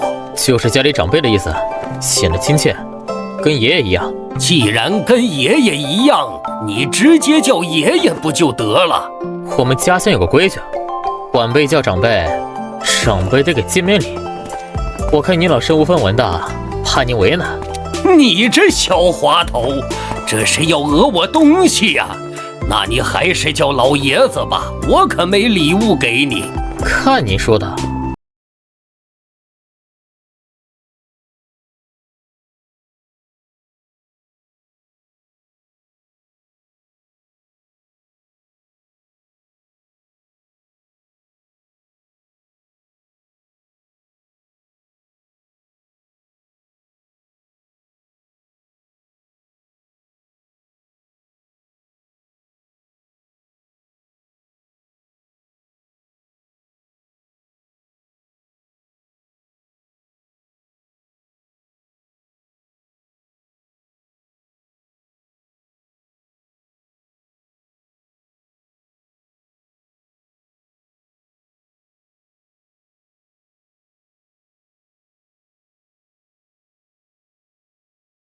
家认识这套拳法，我怕他认出来牵连到你们。那仇家很厉害，这么多年了，应该很厉害了。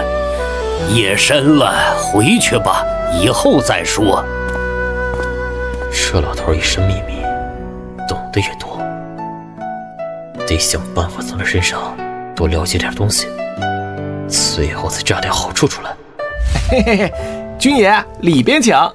用点什么？买酒，带走。好嘞，我们这有30钱和50钱一壶的，您要哪种？50钱的，来10壶。光有酒不行，还得有下酒菜。给我打包2只肥鸡和吃的。好嘞。你小子带着酒来，所图不小啊！看您说的，我爹常念叨您，说没能拜您为师，是他一辈子的遗憾。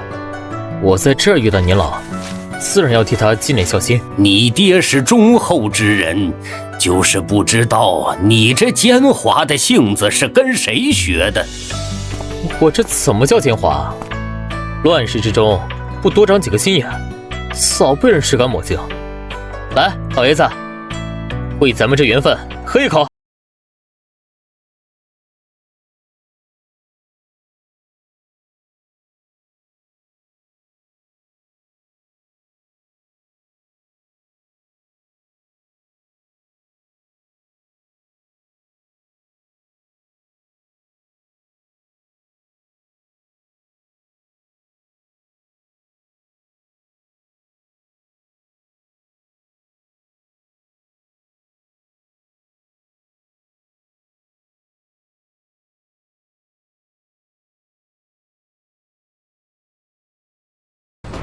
男子大丈夫，当提3尺剑，立不世之功。你确实跟你父亲不一样。好，当初你想求一件兵器是吗？是啊，制式兵器太不顺手了。想要什么样的，我为你打造一件。老爷子，您不是被我这2壶酒给打动了吧？喝了你的酒，再不给你办点事，以你这性格，指不定怎么编排我呢。说吧，想要什么样的？我想要一把唐横刀，刀身要直，刀刃要利，分量要重，能破甲。你这刀的样子我头一次见，不过可以试着打制，但这需要你的配合。没问题。此刀虽不说切金断玉，也差不多少了，够你用一阵子了。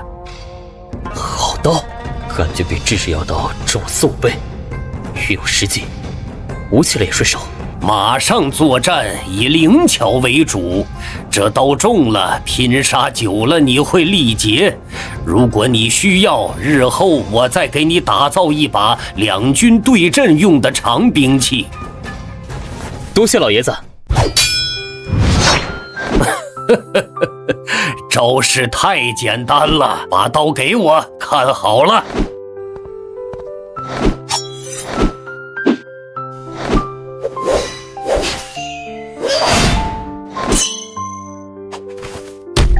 记住多少？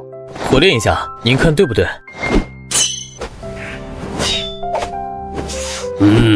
悟性不错，以后要勤加练习。老爷子，这套刀法叫什么名字啊？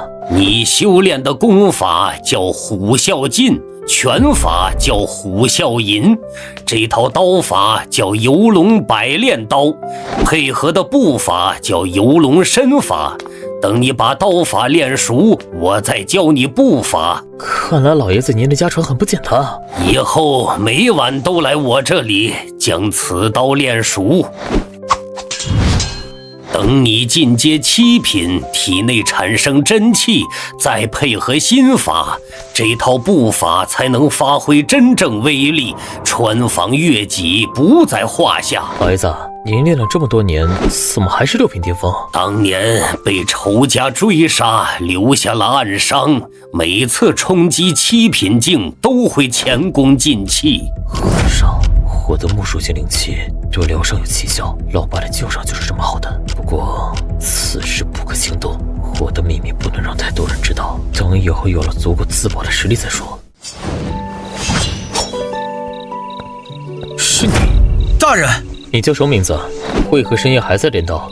回大人，小人名叫冷霜，只因大人说过，为了能在战场上保命，才在此加炼，勤能补拙。我从未习武，为了能在战场上保命，才在此加炼。你能有此认识很好，但光练招式不行，你身体力量太弱，要先增强力量，力量上来了，刀才能快，砍人才狠。谢大人指点。夜深了，回去吧，过犹不及。此人曾是读书人，却自怜自爱，心思通透，可以观察一番。说品行可靠，倒是可培养的人才。大爷子说不发到7品境才能发挥威力，5到7品，差不多相当于我炼气巅峰的境界。我是不是可以用灵气试试？起！原来这么简单！我靠！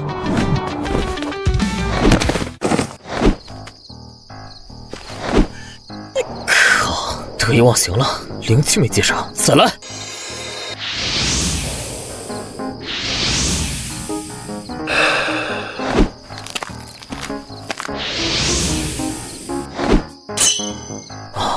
灵气快耗尽了，不过总算是掌握了，这感觉爽！没有马镫，全靠腿夹着马腹，根本用不上力。再加上一个个瘦得跟猴似的，饭都吃不饱，哪来的力气？这样上了战场，跟送死有什么区别？不行，必须想个办法。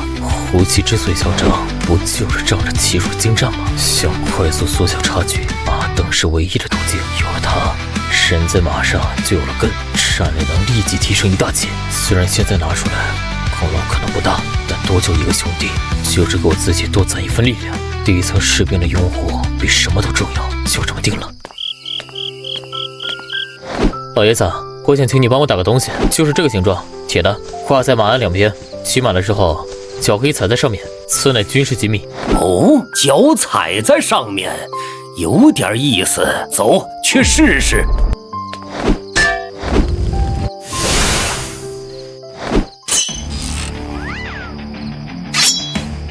大人，这脚下有根了，太稳了。此乃军事机密，任何人不得外传，违令者斩。这是何物？我叫它马镫，骑马时脚踩在上面，如履平地。新兵的骑术一下子就能提升一大截。真有这么神？大人一试便知。走，快随我去找周将军，此乃我军大杀器啊！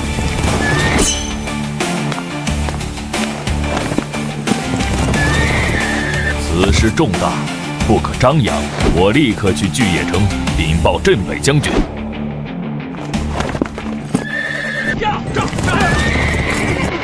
周征，何事如此行色匆匆？将军，末将有要事禀报，请将军先看此物。此为何物？此物名为马镫，是我麾下百夫长江峰所造。我令骑者在马上如履平地。好啊！有了此物，我军便能快速建立一支强大的骑兵。以后再对上胡骑，我们也能与他们正面对决了。造此物者有大功。这个江峰是何来历？小小年纪就是作诗，又是发明，不像普通农家子弟。将军放心，我观察过，他们有世家子弟的做派，与底层士兵打成一片，极为重视袍泽性命。若是世家子弟，断不会如此轻易就将此物献出。如此说来，是我北地的人才，是自己人，就值得培养。我亦十分看好他。好，此事我即刻上报朝廷，所需物资，将军府一概拨付。你回去之后，即刻开始打造。另外，你再多关注一下这个江峰，把他的底细再探探清楚。是，将军。此事我已禀告将军，将军也已上奏朝廷，不日将有封赏下来，你二人耐心等待。江峰，你家在北仓城何处？回大人，在城南60里外的一个小山村。哦，离此不远，为何不将父母接到城中以安全些？大人，我只是个白长，哪有那么多银钱在城中安置父母？等朝廷的赏赐下来，便有余钱了。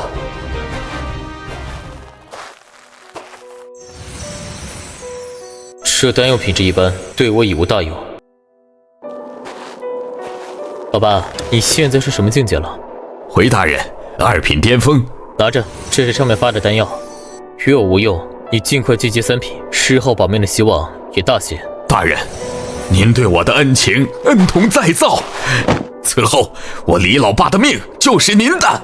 你我相识于微末，如今我有了点小权利，怎能忘了当初的兄弟？不必如此。大人，我认识的穷兄弟多了，可没一个像您这样待我。我李老爸粗人一个，不敢与大人称兄道弟，只愿能跟在您鞍前马后，便心满意足了。行了，别整这些虚的，赶紧去修炼，早日把境界提上来，以后再和人打架，也不用总要我亲自出手了。是，大人。关于马灯一事，京城已有消息，上银1000两，并找张贺回京协助制造马灯。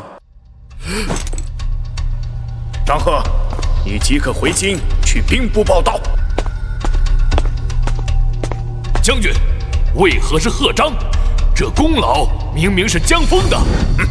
你还看不明白吗？岂有此理！此事是贺家、周家、白家3方妥协的结果。贺家想把贺章调回京城，正好借此由头，他们必然是让出了大利益，否则你我2家也不会同意。那我回去如何向江峰和刘同交代？家主的意思是，让我自行赏赐这2人，他们的官职太小，那些大人物从未放在心上。那将军准备如何赏赐？若无说法，军心必乱。张贺走了，校尉这位空出，让江峰顶上如何？不妥，江峰资历太浅，而且与贺章素有恩怨，恐不能服众。不如让刘同接任贺章的位置，江峰接任斥候营校尉。他在斥候营颇有威望。好，就依你。这1000两银子，你拿去分给他们吧。银两我不要，都给他们吧。江峰正缺钱安置家人，他的底细可探清了？应该无误，确实是北地人士。好，只要是咱们北地的人才，我们就自己培养。江城来的那些公子哥靠不住。马镫一事，朝廷已有封赏，然功劳被人冒领，赏银仅1000两，现将军定夺，赏刘同、江峰各500两。另贺章校尉已调任回京，其职由刘同接任，斥候营校尉一职由白长江峰接任。谢将军，谢大人。谢将军，谢大人。大人，我若接任校尉，那我这白长职位，你觉得谁合适？我麾下李老八，经验丰富，近日刚继承3品，足可担任。那便依你。谢校尉大人提拔。好干。亲兵队被刘同带走了，我得再选几个自己人。王富贵这小子机灵，跟我关系也好，可以信任。谢大人提拔，小的们一定尽心尽力伺候大人。怎么升官了，上我这儿炫耀来了？哪能啊，一个小校尉不值一提。今天来就是想跟您商量个事儿。你小子主意多，还用得着跟我商量？这件事儿必须得跟您商量。我得了些银子，想把父母接来城里，他们来了，您老不也算有个家了？咱们一家团聚，这事儿用不用跟您商量？你们一家团聚，我凑什么热闹？老爷子，咱当初不是说好了吗？您没亲人，我们就是您的亲人，怎么这会儿就忘了？不是忘了，我与你父亲分别多年，都生疏了，贸然去你家，怕是打扰你们。您这么想就错了，我爹可没忘了你。我出个主意，您看行不行？我爹一直对当年没能拜您为师耿耿于怀，等他来了，您就把他收了。您作为我爹的师傅，住在我家，不就名正言顺了？你什么时候去接你父亲？等我先把房子买了。银子够吗？不够，我这儿有。够了够了，您的钱留着养老吧。养什么老？我很老吗？又是一个月圆之夜，你还好吗？老爷子，您在想谁呢？唉，我一直没跟你说过我的身世，罢了，今天就跟你讲讲。我本姓郑，名荀，中州人士。郑家以炼器为生，因掌握血炼之术而兴盛。但到了我爷爷那辈，此术失传，家道中落。那年我外出游历，结识了一位挚爱女子。2年后带她返家，却发现家族被灭，父母失踪。我2人逃亡途中，他为救我被打下山崖，生死不知。我一路被追杀，才无奈逃到这北地边陲。您知道是谁追杀你吗？我在一次拼杀中，从死者衣物上看到了天一派的标识。他们为何要灭你满门？还能为什么？为了我家的血炼之术。可他们哪儿知道，我父亲根本就不会呀！这些人太无耻了！这世道弱肉强食，拳头大就是道理。老爷子，那天一派很厉害吗？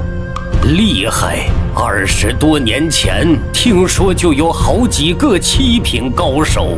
没事，等我修到7品，替你报仇。人家20多年前是7品，现在说不定都8、9品了，你拿什么报？那我就使劲往上爬，也弄个大将军当当。到时候我率10万铁骑，踏平了天一派。好小子，有志气。行了，先别想这些，把宅子买了，接你爹娘过来是正事。我明天就去。这位军爷，恕小的眼拙，您是？赵掌柜，贵人多忘事啊！家父将我，去年我们就在城外见过。哎呀，原来是贤侄啊！快，里边请。赵掌柜，实不相瞒，小侄想在城里买处宅子，接父母过来住，但我对此地不熟，所以特来求您帮忙。贤侄放心。我有个相熟的衙人叫张三儿，我这就叫他过来。贤侄，这位就是衙人张三儿。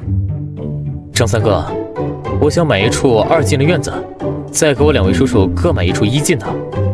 哎，好嘞，城南正有几处合适的，军爷随我来看看。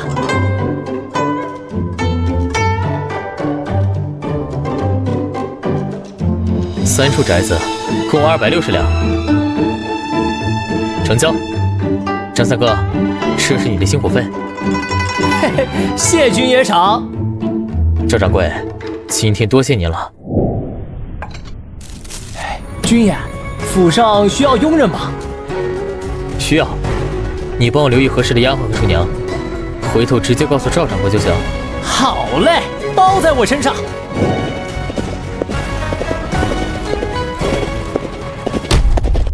爹，是我，江峰回来了。风儿，你怎么这身打扮？爹，进院，我再细细跟您说。爹，你们进城去住吧，我都置办好了。此事我要与你2位叔叔商量，开儿去叫他们过来。娘，小石头呢？你走后没几天，他就跑回山里了，偶尔才回来看看。去城里是好，可我们只会种地打猎，去了城里拿什么过活？是啊，风儿，我们有手有脚，怎么能让你养着？叔叔们不必担心，我的俸禄足够我们3家开销了，房子我都给你们买好了，你们若不去，爹娘又怎会自己去啊？叔叔们，你们有没有想过江平、江安他们，难道也要跟你们一样，一辈子困在这山沟里，过着朝不保夕的日子吗？现在有机会走出去了，你们还在犹豫什么？好，那就去。去是去，但地里的粮食马上要收了，总不能扔下不管。行，那就等收完粮，你们跟着换丝队伍一起进城。到了之后，先去找赵记杂货铺的赵掌柜，他会安顿好你们。好，凤儿，吃了饭再走吧。好，不行，老兵和新兵的配合有断层，老兵喜欢单打独斗，新兵跟不上节奏，心就不上，这样冲锋伤亡太大了，必须想个办法解决这个问题。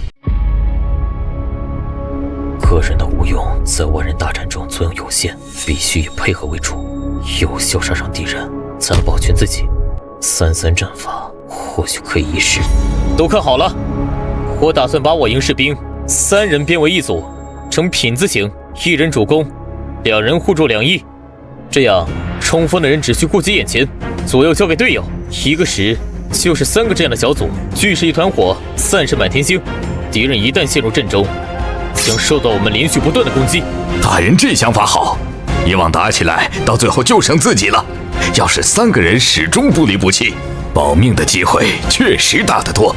听着不错，要不明天试试？好，就这么定了。明天开始全营改编，以3人战斗小组为单位进行训练。从今天起，你们3人就是一个整体，无论是战斗还是日常行动，都必须在一起，养成习惯，才能在战场上保住自己和队友的命。这是军令。把有经验的老兵安排在小组左侧，保护新兵的弱点。都给我听好了，没事多向你们组里的老兵请教，他们能从死人堆里爬出来，靠的不只是运气。放下你们那点读书人的臭架子，脸面跟命比，哪个重要？你们也别总绷着，人家求教该教就教，他活下来你也多个照应。你那点绝活是能换个媳妇还是怎么着？非得带进棺材里？我们是之后营，常常要孤军奋战，你们能依靠的只有身边的队友，所以都给我玩命的练，听明白没有？明白了。这可比山里好太多了。是啊，1分钱没花，还有啥不满足的？江兄弟，你们先歇着，我这就派人去军营通知先旨。有劳赵掌柜了。我们赤后营是非常重要的部队，平常刺探军情，关键时刻还得帮着守城。最主要的是我们在侦察时常常孤军奋战，那时候你们能依靠的只有你的队友，逃跑只能让你死得更快。所以互相合作、互相协同才是保命的最好办法。所以接下来大家一定要多练习，认真对待。军爷，您家人都到了。你回去告诉我爹，我晚上就回去。老爷子，我爹娘来了，走，我带你去见见他们，也算了了您一桩心愿。好，这就走。这院子花了我200多两银子呢，长这么大头一回花这么多钱。不错，安安静静的给你父母花钱，心疼了。那哪能啊，就是觉得我还是太穷了。二哥，你回来了！三弟，不侵害了他的父母，我爹收养的养子。你父亲是个良善之人呐。爹，我回来了，你看我把谁带来了？您是师傅？是我，没想到我们还能再见面。师傅在上，请受徒儿一拜。快起来，使不得。爹，咱们进屋说。风儿，你如何与师傅相遇的？我把老爷子请来了，就是想让他老人家正式收您为徒，了却您当年的心愿，以后咱们就是一家人了。好啊，太好了！爹，您先别激动，咱们问老爷子，这拜师需要什么礼数？不用那么麻烦，敬我一杯茶，这事儿就算成了。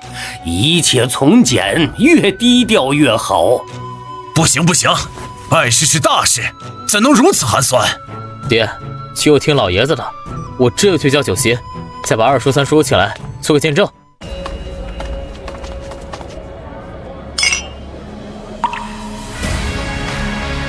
20几年前，承蒙师傅不弃，教我武功，今日有缘重聚，恳请师傅正式收我入门墙。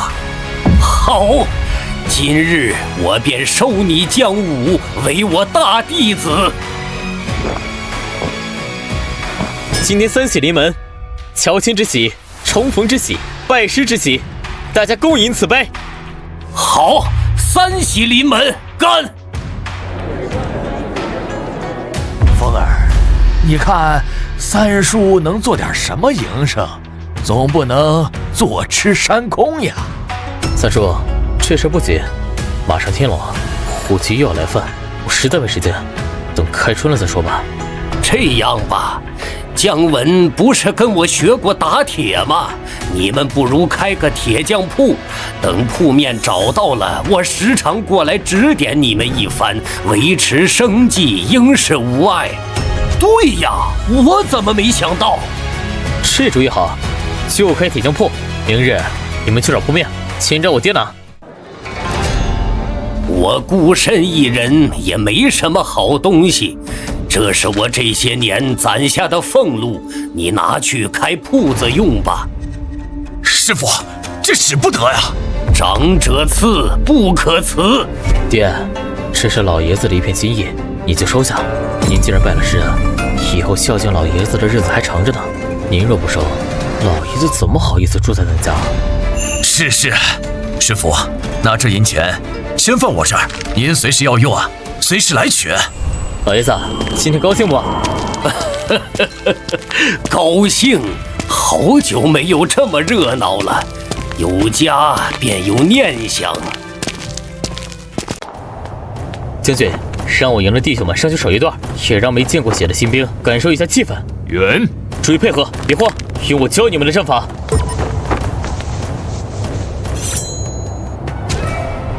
稳住！有敌情！全体准备战斗！大人，前方发现胡骑100人队，正向我方冲来。兄弟们，敌人来了，怕不怕？不怕！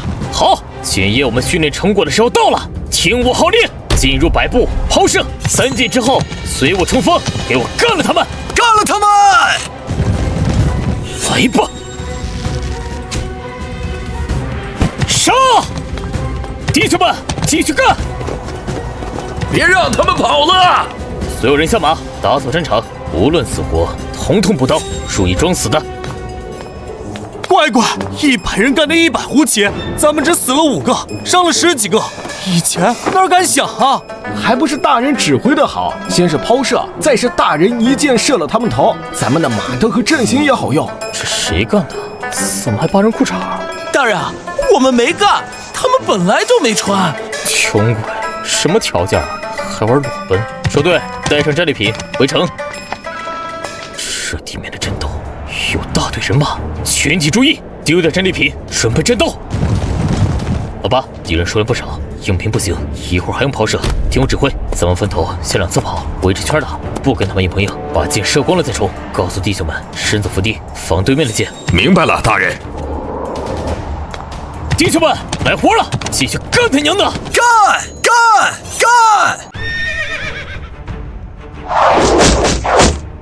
怎么跑了？不讲武德，追！迅速射光手里的箭，准备冲锋！杀！补刀！你们的兄弟都去享福了，我这人最仁慈，不忍心看你们兄弟分离，这就送你们一程，不用谢。送他们上路。完好的马260匹，还有10几匹受伤的，受伤的也带上，回营治不好的就吃了，改善伙食。开门！赤后营大圣归来！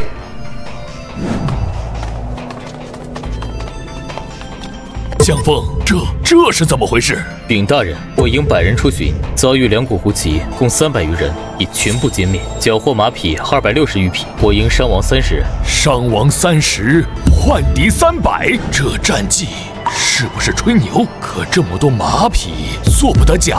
好样的，江峰！赤后营全体加餐，我定将你们的功劳上禀将军府。快跟我说说，这仗到底怎么打的？你这些战法都是从哪儿学的？属下没事就爱瞎琢磨，总想着怎么能减少伤亡，没想到误打误撞。爱琢磨好呀！看来让你当赤后营校尉是选对人了，你真是个骑兵天才。大人，我队前出侦察，御敌侦察小队已全歼。马呢？战利品呢？还在原地。我急着回来禀报，没来得及收拾。你个败家子，真不会过日子！那是我的马。什么时候成你的马了？全军做好战斗准备，小股敌人后面必有大队。按照我的阵法，集体抛射，都明白了吗？明白。好，给我冲！大人，这仗打得真轻松啊！以后我们对胡骑的口号就是抢粮、抢钱、抢马匹，咱们再也不受他们欺负了。大人，那为啥不抢他们的女人呢？胡骑的女人膻味太重，大人我受不了。必须在士兵心里建立起一个信念：胡骑并非不可战胜，他们见了刀一样会死，血溅多了一样会尿裤子。今天收获不错，明天带剩下的人继续出来，得让所有人都见见血，趁着胡骑还没反应过来，打他们个措手不及。看来胡骑大队已经撤完了，真是来送人头的。兄弟们，前方胡骑80步抛射，冲！补刀，一个不留，不能让胡骑知道我们骑兵的真实情况。属下江峰参见将军大人。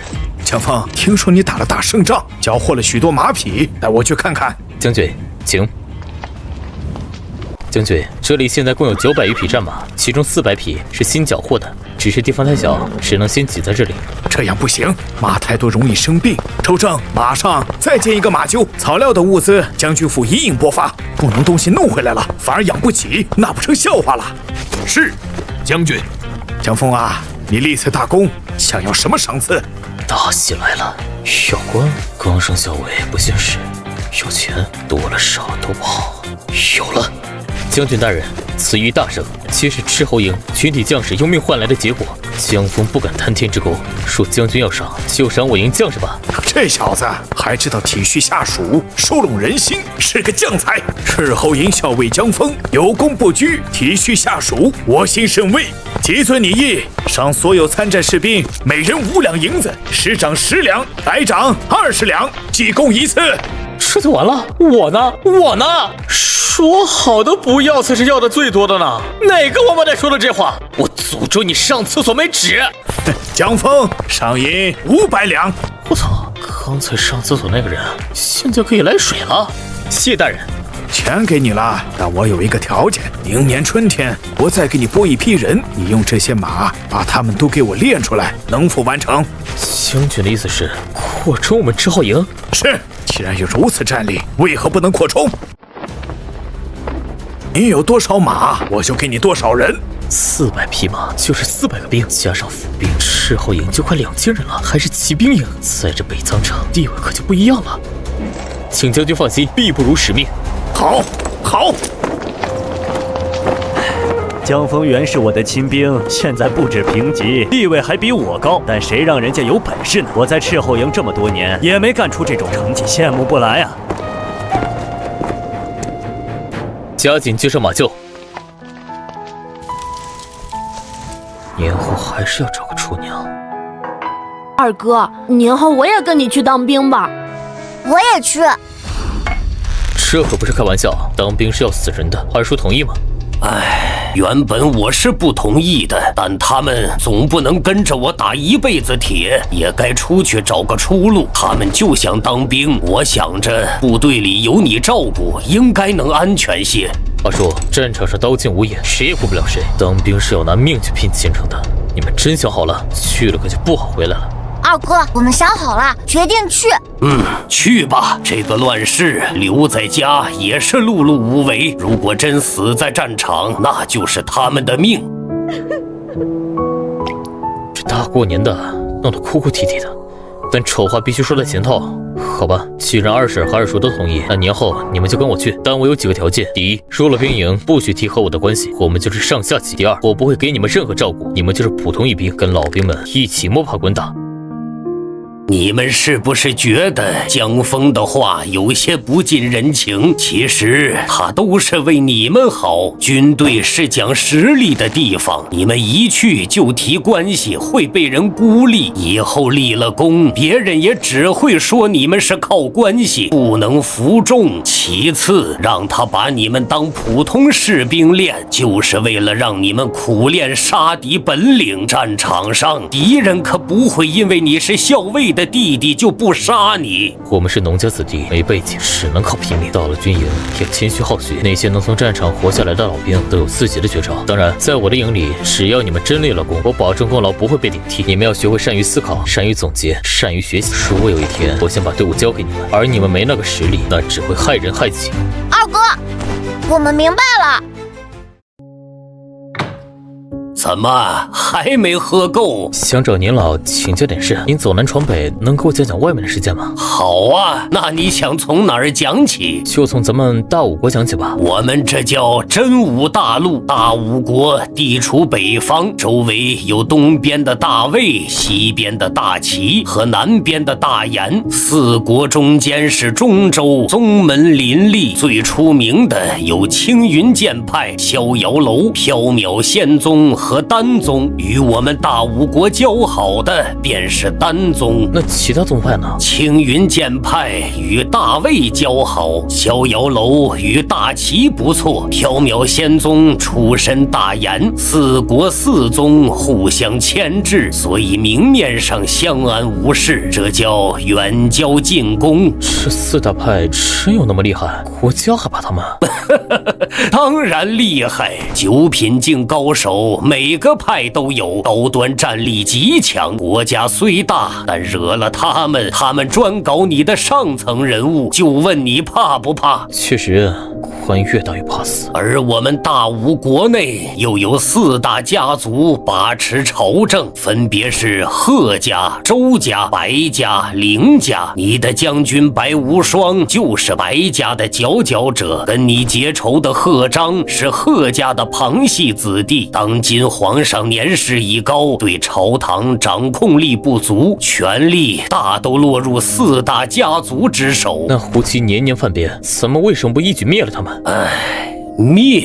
谁去灭？那些世家大族把持着钱财，想让他们掏钱打仗，不可能。胡齐逐草而居，机动性太强，想灭掉他们需要大量骑兵，那得花多少钱？能维持现状就不错了。老爷子，您知道的真多。知道的多又有什么用？连自己的仇都报不了，只能苟延残喘。您别悲伤，活着就有希望，哪怕什么都不做，能把仇人熬死也算胜利。你这想法倒是新奇。好，听你的，静待转机，活好今天。老爷子，你觉得咱们白将军这人如何？白无双虽有才能，但他毕竟是世家出身，凡事以家族利益为先。这些年在北地一味防守，颇有养寇自重之嫌。你以后跟他打交道要多加小心，他们看重的是你的能力，一旦你不能为他所用，他会马上抛弃你。世家子弟变脸比翻书还快。你这是吃不惯军营里的饭菜了，还要带些回去。刘同校尉曾是我的上官，对我也算有知遇之恩。在这家人团聚的日子，他却独自一人守在军营，于情于理，我应该去看看他。好小子，有情有义，我没看错你。刘同也算是一个正直的人，军中同僚也应该互相走动，战场上也能够更好的互相协同。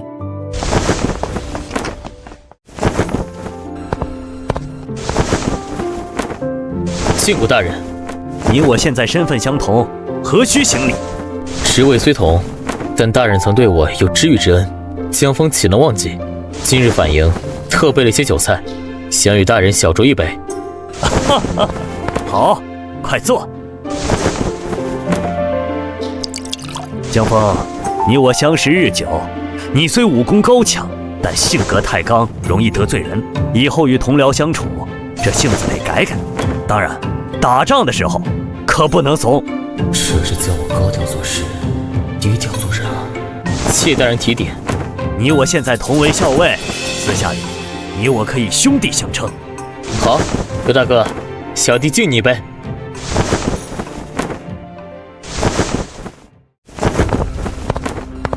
不棍，你去营门口等两个叫江平、江安的人，他是我族弟，来参军的。你把他们领到招兵处登记，然后安排在老八的队里。此事只有你知我知，不许外传，让他们和普通士兵一起训练，千万别给特殊照顾，那会害了他们，明白吗？小人记住了，大人放心。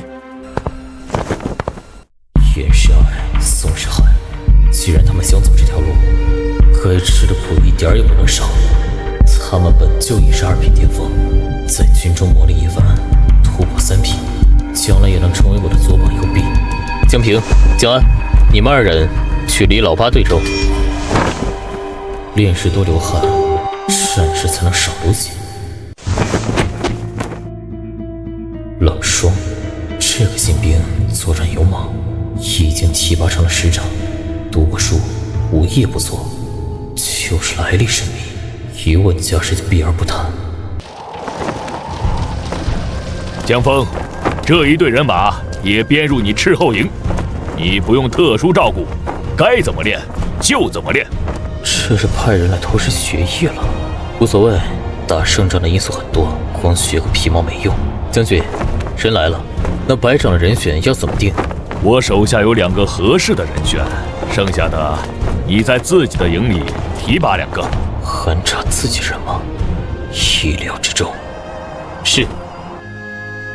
李老八，营里扩编，还空了2个白长的位置，我决定让小五和富贵上。太好了，还不快谢谢大人！谢大人栽培。富贵，你是什么意思？大人，我不愿意下去领兵。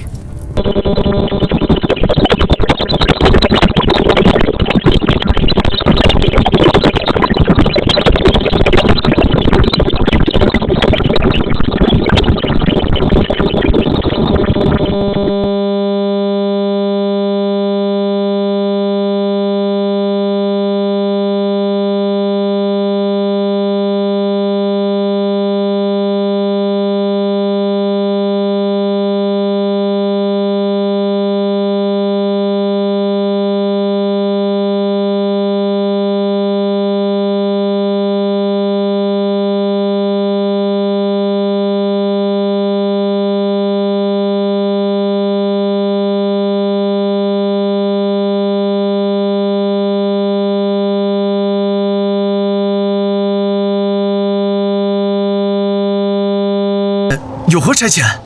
我营扩编，现有1个白长位置，我有意让你试试。大人，我本是罪兵出身，此举是否合适？上边会同意吗？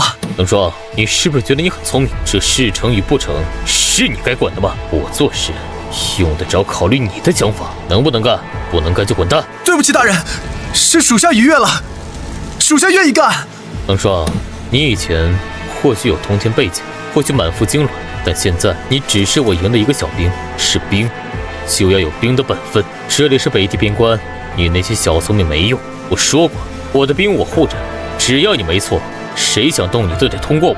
但如果你只想吃福利，打仗是退缩，我能护你，同样也能杀你，懂了吗？去找李老八挑兵，好好带，别想那些没用的，不积跬步，无以至千里。谢大人提点。小五，你和老八先去挑兵，要好的。老八，从你那1队人里给小五拨些老兵，先把架子拉起来。慢慢来，只要不耽误事就行。但要是敢不听管教，就别怪我无情。装备太差了，加州兵器都缺，新兵一个个跟豆芽菜似的，伙食也得跟上。怎么也算个骑兵营了，但又不能还跟步兵一样吧？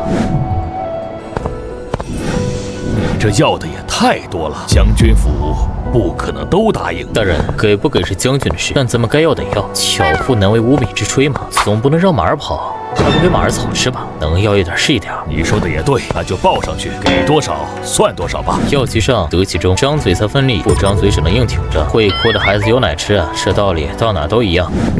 所有人集合，下马！我刚才跟你说那么多遍，你是一句都没记住吗？你那队人都散成什么样了，还能不能练？不能练，马上给我滚蛋！江校尉，我觉得根本用不着这么麻烦。2军对垒，靠的是敢拼命，这些花架子根本没用。我不要你觉得，我要我觉得，这他妈是我的营，你算什么东西？也敢跟我指手画脚？你是不是太霸道了？我当兵的时候，你还在家种地呢，周将军也没这么骂过我，你算个啥？怎么，你动我一下试试？我猜到会有人不服，但没想到是你。今天我就让你知道知道，我这个校尉是怎么当上的。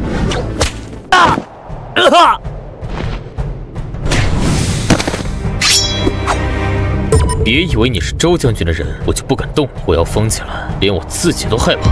他连贺章都敢打，我算个屁！将军是让我来掌握部队，不是让我来挑衅他的。我这是飘了。白长耿秋不服管教，顶撞上司，在训练中肆意妄为，严重阻碍我营训练，念其初犯，罚50鞭子，逐出斥候营。来人，行刑！扒了裤子打。第50鞭。切，我敢真是个蠢货！江大人几次亲自指导，他都当耳旁风。就是顶撞顶头上司，打了也是白打。周将军也说不出什么来。滚吧！这货送回去肯定要添油加醋的告状，我若去解释也是各执一词。孙兴，你跟过去看着他，这货人品不行，别在半路当了逃兵。孙兴是周正的亲兵，他回去周正一定会问他，只要他能公正的把事情说一遍，周正自然会相信。是，大人。不过你先带孙兴那帮人，从现在起，我带你们训练继续。这是怎么了？将军，那江峰太霸道了，我只是对他的训练方法提了点意见，他就用鞭子抽我，还把我赶出了斥候营。这事儿恐怕没这么简单，上官练兵哪用得着你提意见？把事情从头到尾讲一遍，不许添油加醋。这个蠢货，刚才的嚣张劲儿哪儿去了？到了将军这儿就开始编瞎话了。耿秋，你先下去养伤吧，此事我自会处理。孙兴，你把事情重新讲一遍。这个蠢货，你是什么身份，也敢去挑衅江峰？他连我都不怕，你又算个什么东西？孙兴，你认为江峰其人如何？据属下观察，江峰带兵有一套，训练也井井有条，是一名合格的校尉。我是问人品、交际方面。属下与他交往不长，了解不深，但他平时对士兵很和善，为人也不傲气，应该算是比较好相处的人。你回去后认真训练，这件事情我会找江峰说。至于耿秋哪儿来的，让他回哪儿去吧。一个蠢货，不堪大用。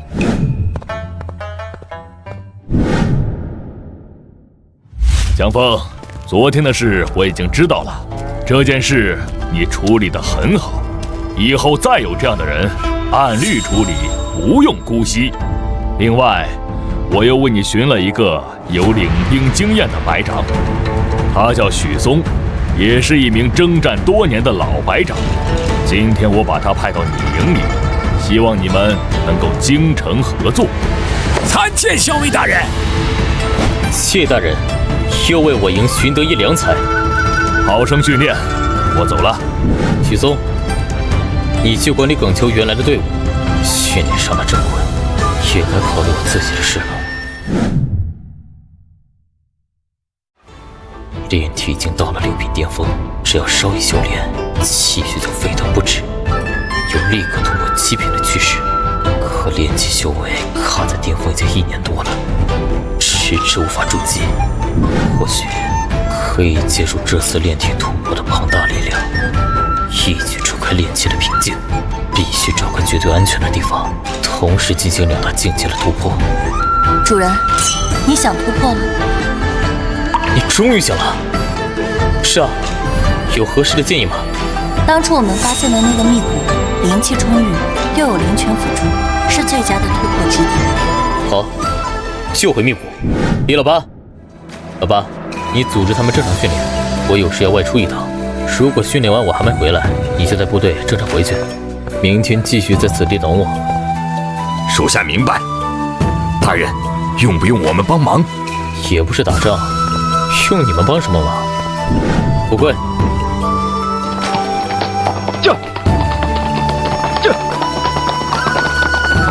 校尉大人这么年轻就到了7品先天真气境，简直是天才呀！这大腿我可得抱稳了。富贵，你就在这休息，我要再出去一趟。如果时间长了没回来，你也不用着急，等着我就是。是，大人。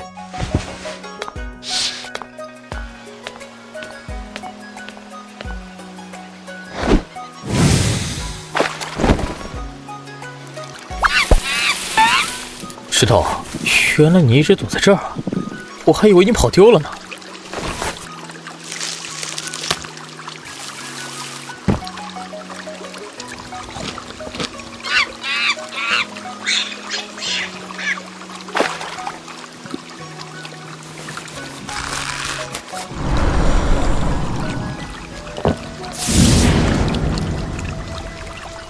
气血沸腾了，抽！成了7品先天真气境，身体被掏空了。我这新媳妇刚进门，洞房踏进去了，上哪儿说理去啊？糟了，丹体里的灵气暴动了。我太难了，一个身体里住着俩媳妇儿，刚安抚完这个，那个又不乐意了。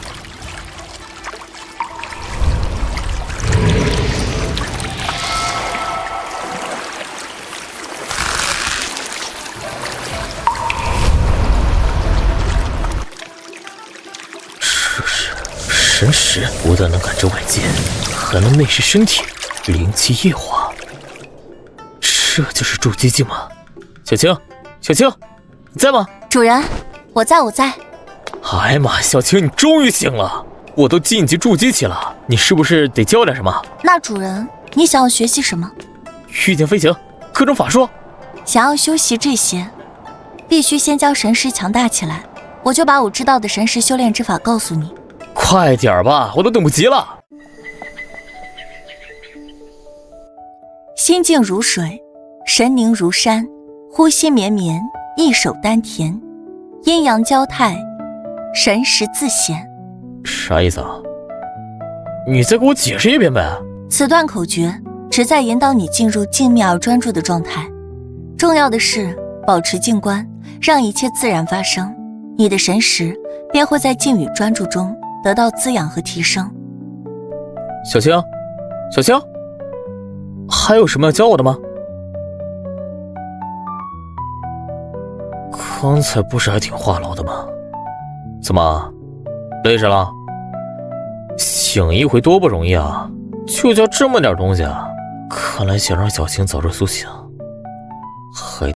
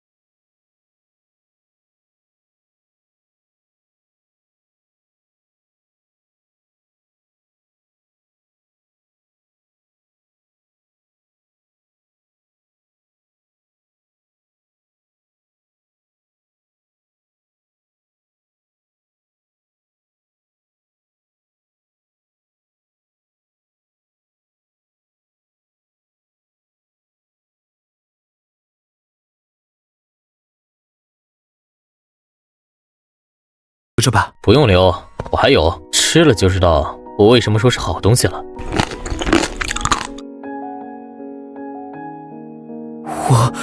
我直接突破到3品中期巅峰了，感谢大人恩赐，王富贵必铭记于心。不必如此，一个果子而已。这哪是普通果子，这等宝物你有钱都买不到。咱们回吧。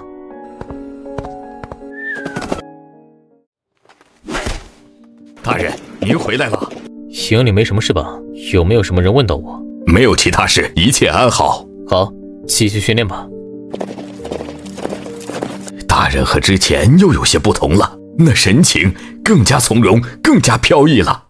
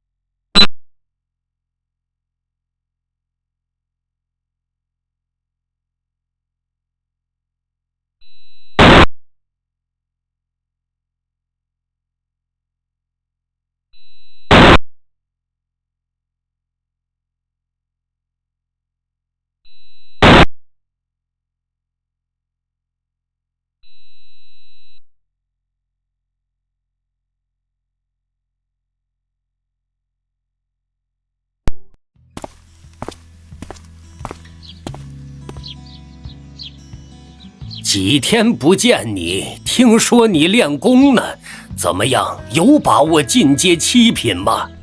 老爷子，我问你，如果你进阶7品，还会去报仇吗？唉，想当初报仇是我活着的唯一信念，但知道自己不能进阶7品后，心就死了。现在遇见你们一家，也算是有了牵挂。至于报仇，随缘吧。看来老爷子没那么执着了，这样我就放心了。老爷子，告诉你个消息，我在前几日已经进阶7品了。真的吗？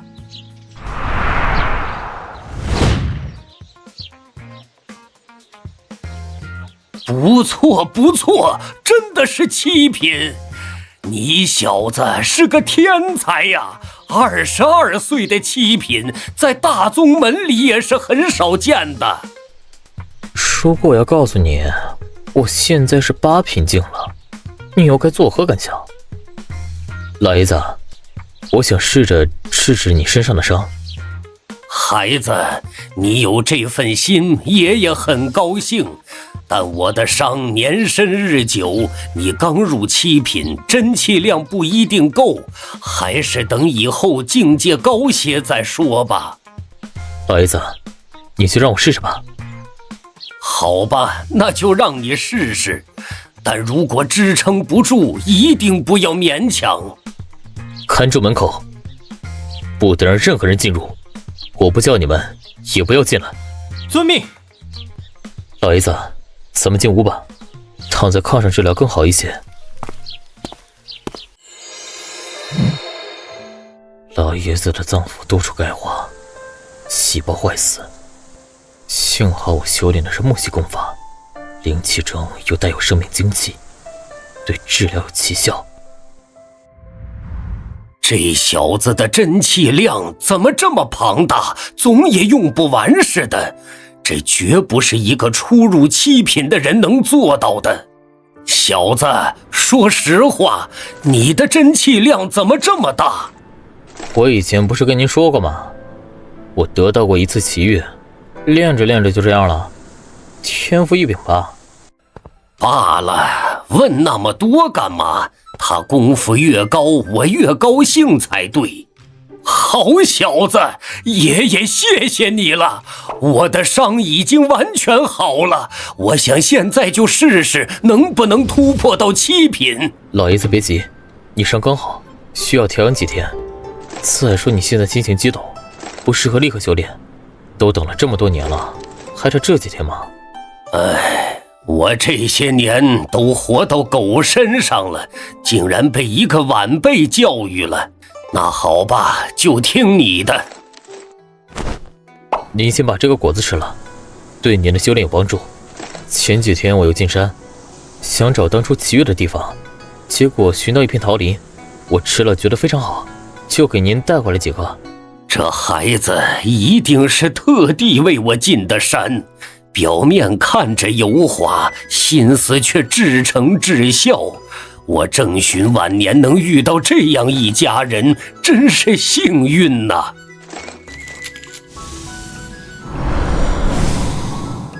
成了啊！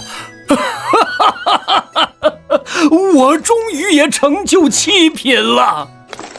恭喜老爷子，终于得偿所愿。老爷子，您再稳固一下境界，我回去看看父母，他们可能还在等着。去吧去吧，不用管我。怎么样，成功了吗？成功了。好，师父多年的夙愿终于成功了。爹，其实我也进阶7品了。真的？怎么这么快？怎么到我这就全是痣眼？我想为二老调理一下身体，特别是娘，多年劳累，身体调理好之后，我在外也放心一些。你娘操持这个家确实不容易啊，我儿有子孝心甚好，那你就为你娘调理一下。看来为人调理身体，也是一种修炼神识的好方法。老爷子，按你现在的状态，再娶2房小妾肯定没问题。胡说！我都多大了？你先把自己的亲事弄明白了。连个女人都没有，你爹在你这个时候，孩子都满地跑了。我也想啊，上一世为女人送命，这一世啊，老天是怕我重蹈覆辙吗？刚出世就给我整军营里，别说女的，连个母猪都看不着。老爷子，问您个事儿，您教的气血术，我可不可以传给别人？你想传给谁呀？我有2个心腹，修炼的是军中的气血术，太慢了。可以传，但这东西对普通人来讲很难得，你不能传得太随意。越难得到的东西，人们才会越珍惜。我明白，但是刀法、拳法不能传，一旦泄露出去被仇家知道，以我们现在的实力，根本打不过人家。另外，你记住，收买人心只是下乘手段，在这个弱肉强食的世界，绝对的武力才是根基。要一手大棒，一手胡萝卜，敢背叛者死，这才是真正的驾驭人的方法。这套路我说啊，富贵儿，你跟在我身边也有1年了，我观你心思缜密，行事稳重，是个可造之才。我有一家传气血之术，想传给你，不知你愿不愿意学？传我功法就是把我当成嫡系了，学就得效忠。大人，我想学。没有大人，我如何有现如今的地位和境界？以后必为大人效死。没那么严重，以后有我吃的，你就饿不着。这2天你就不要当值了，认真修炼。功法的事不要外传，全营只有你和李老八学过，谁要也别外露，免得引起麻烦。是，大人。至于韩小武，再等等看，这些药对我没什么大用了，正好可以培养手下。对了，药材还在我这儿，得找人炼成丹药。父亲的手艺是老爷子教的，那老爷子手艺一定更好，就着他。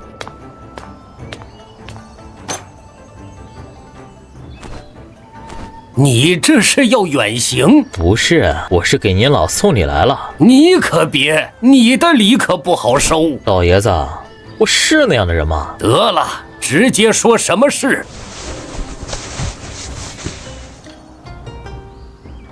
好东西呀，在哪儿弄的？发现桃子的地方，拿给您，是想您帮着炼丹。哎，我家本是炼气的，对炼丹不擅长。我这点炼丹术还是跟我那个没成亲的娘子学的。如此好的药材让我炼，糟蹋东西了。没事儿，您不练，就没人能练了。在这北苍城，我还能找谁去？再说了，这东西交给别人，我也不放心。我爹都用它练过，您还不比他强？也对。这好东西要是被大宗门的人知道了，肯定得把你吃干抹净。那好吧，东西放我这儿，3天后来取。谢谢老爷子，真是家有一老，如有一宝啊。拿去吧，我留了一些，这些药材年份长，对我暂时有些用处。老爷子，7品之后，这药到底能有多大用处？普通丹药几乎没有用了，7品之上可以吸收天地能量修炼，但太慢。那些大势力都用真元石，可咱们根本弄不到。在军中，如果上报自己是7品，会定期发放一些真元石，但不多。可要是有危险任务，你必须得上，否则就算叛国。意思就是东西给你了，但玩命的时候你也得上。对，所以我根本没想上报，这个钱不好拿。我也不想这么早暴露，等我真正能自保再说。富贵，去把江平和江安叫来。参见校尉大人。看你们平时锻炼的不错，这么长时间我也没管你们，有没有怨我？二哥来了这儿才知道，你说的都是对的，好照顾只会害了自己。放心，二哥，我们和营里的兄弟好着呢。你们现在什么境界了？3品初期。不低了，可以当个白长了。吃了吧，有好处。谢谢二哥。谢谢二哥。拿去用吧，别被人看见了。二哥嘴上说不照顾，可这待遇哪个兵能有？富贵，这是你的，光想着他们修炼了，谁想着我呢？唉，没办法，自己身份地位，不自己培养班底，谁会拿头明白？小说里都是骗人的。赤后营侦察任务开始，出巡任务规模加大，每次有2个小队，增加到5个。再碰到胡骑侦察队，能歼灭就歼灭。马邓的事能慢多久是多久。今年要给这帮胡骑一个惊喜。这大冷天儿，在家老婆孩子热炕头多好，非出来惹祸。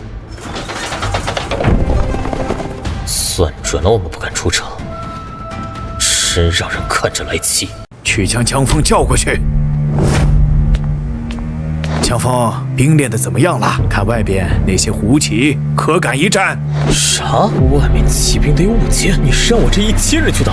老白啊，你不是白无双，是白无常吧？来跟我命的？怎么怕了？大人，我在想，怎么能用我这1000骑兵换更多的胡骑？您既然决定打，我怎么也不能给您丢人。没怕就行，我怎么能让你1000骑兵出战？我也带了2000轻骑，还有300重甲。我这次要大破虎狗，马灯已经全部配上了，是时候亮个相了。既然有了这些骑兵，那仗就有的打。说说你的想法。胡兵攻城一般就5-7日，我们先忍他几日，消耗他们的锐气，等他们心生退意，再从城内杀出，以轻骑抛射袭扰，待到阵前向2侧分开，让重骑突然杀出，冲乱敌阵。好，就依你的办法办。你们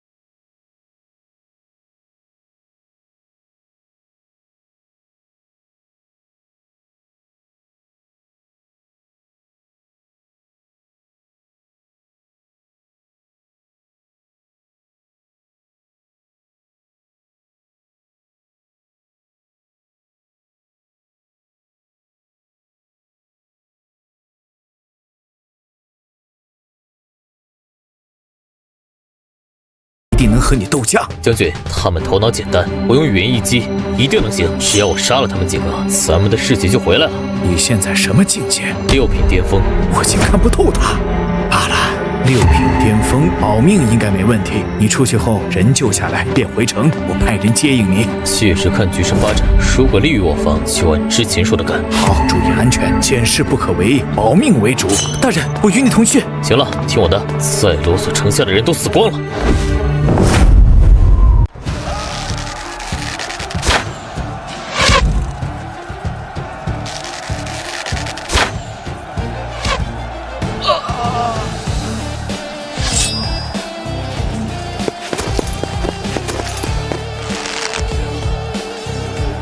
向城下跑，快跑！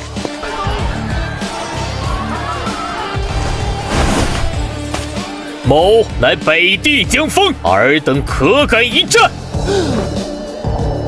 可敢来战？哈哈哈哈哈！尔等鼠辈怕了吗？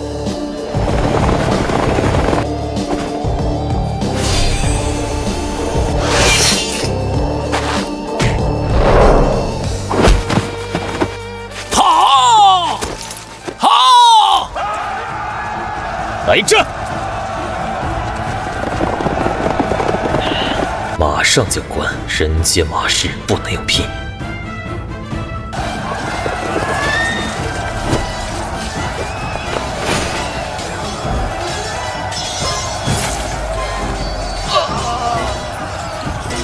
好，好一个江峰！所有马军在城门口等候，听我战鼓，立刻冲锋！哪个来战？战！哈哈哈哈！好一个江峰，一言吓退万军。立军，擂鼓！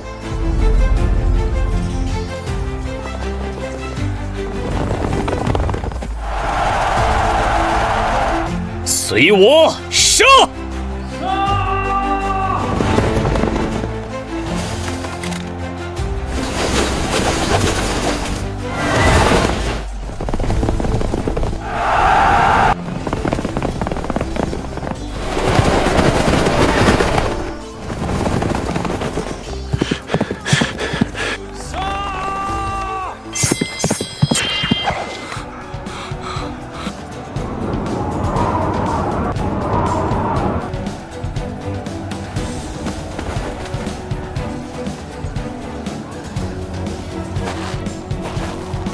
鸡犬是里面既有身体，是小鼎干的，这等小事可不能浪费了。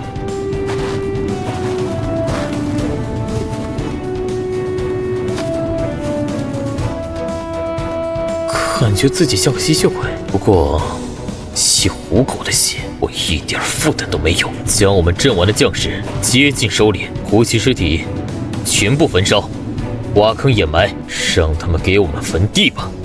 遵命。再来几场这样的大仗，我是不是就能早日接单了？参见将军，江峰辛苦领兵，得胜回营。好，江峰，此一役你为首功，说你想要什么赏赐？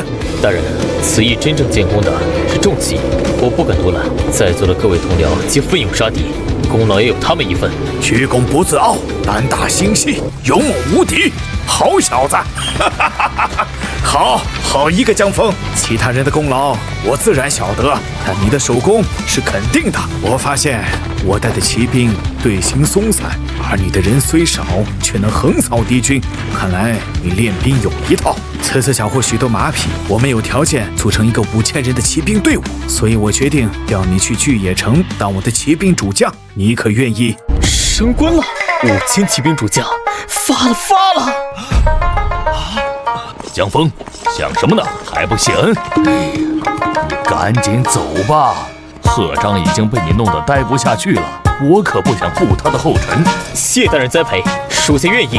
好，你先下去休息吧，等候我的军令。是。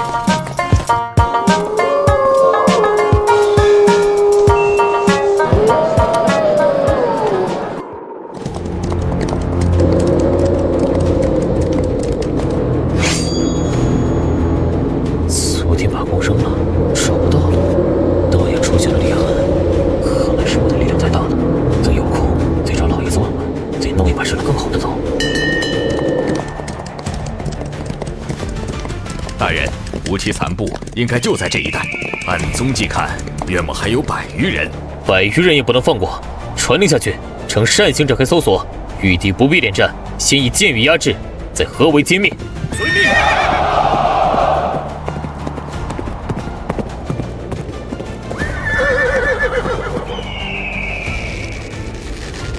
终于找到了，正好用你们的血试试我刚稳固的境界。江峰率300赤猴歼灭胡骑残部100余人，缴获战马80余匹，自身仅伤亡5人。此战打得漂亮！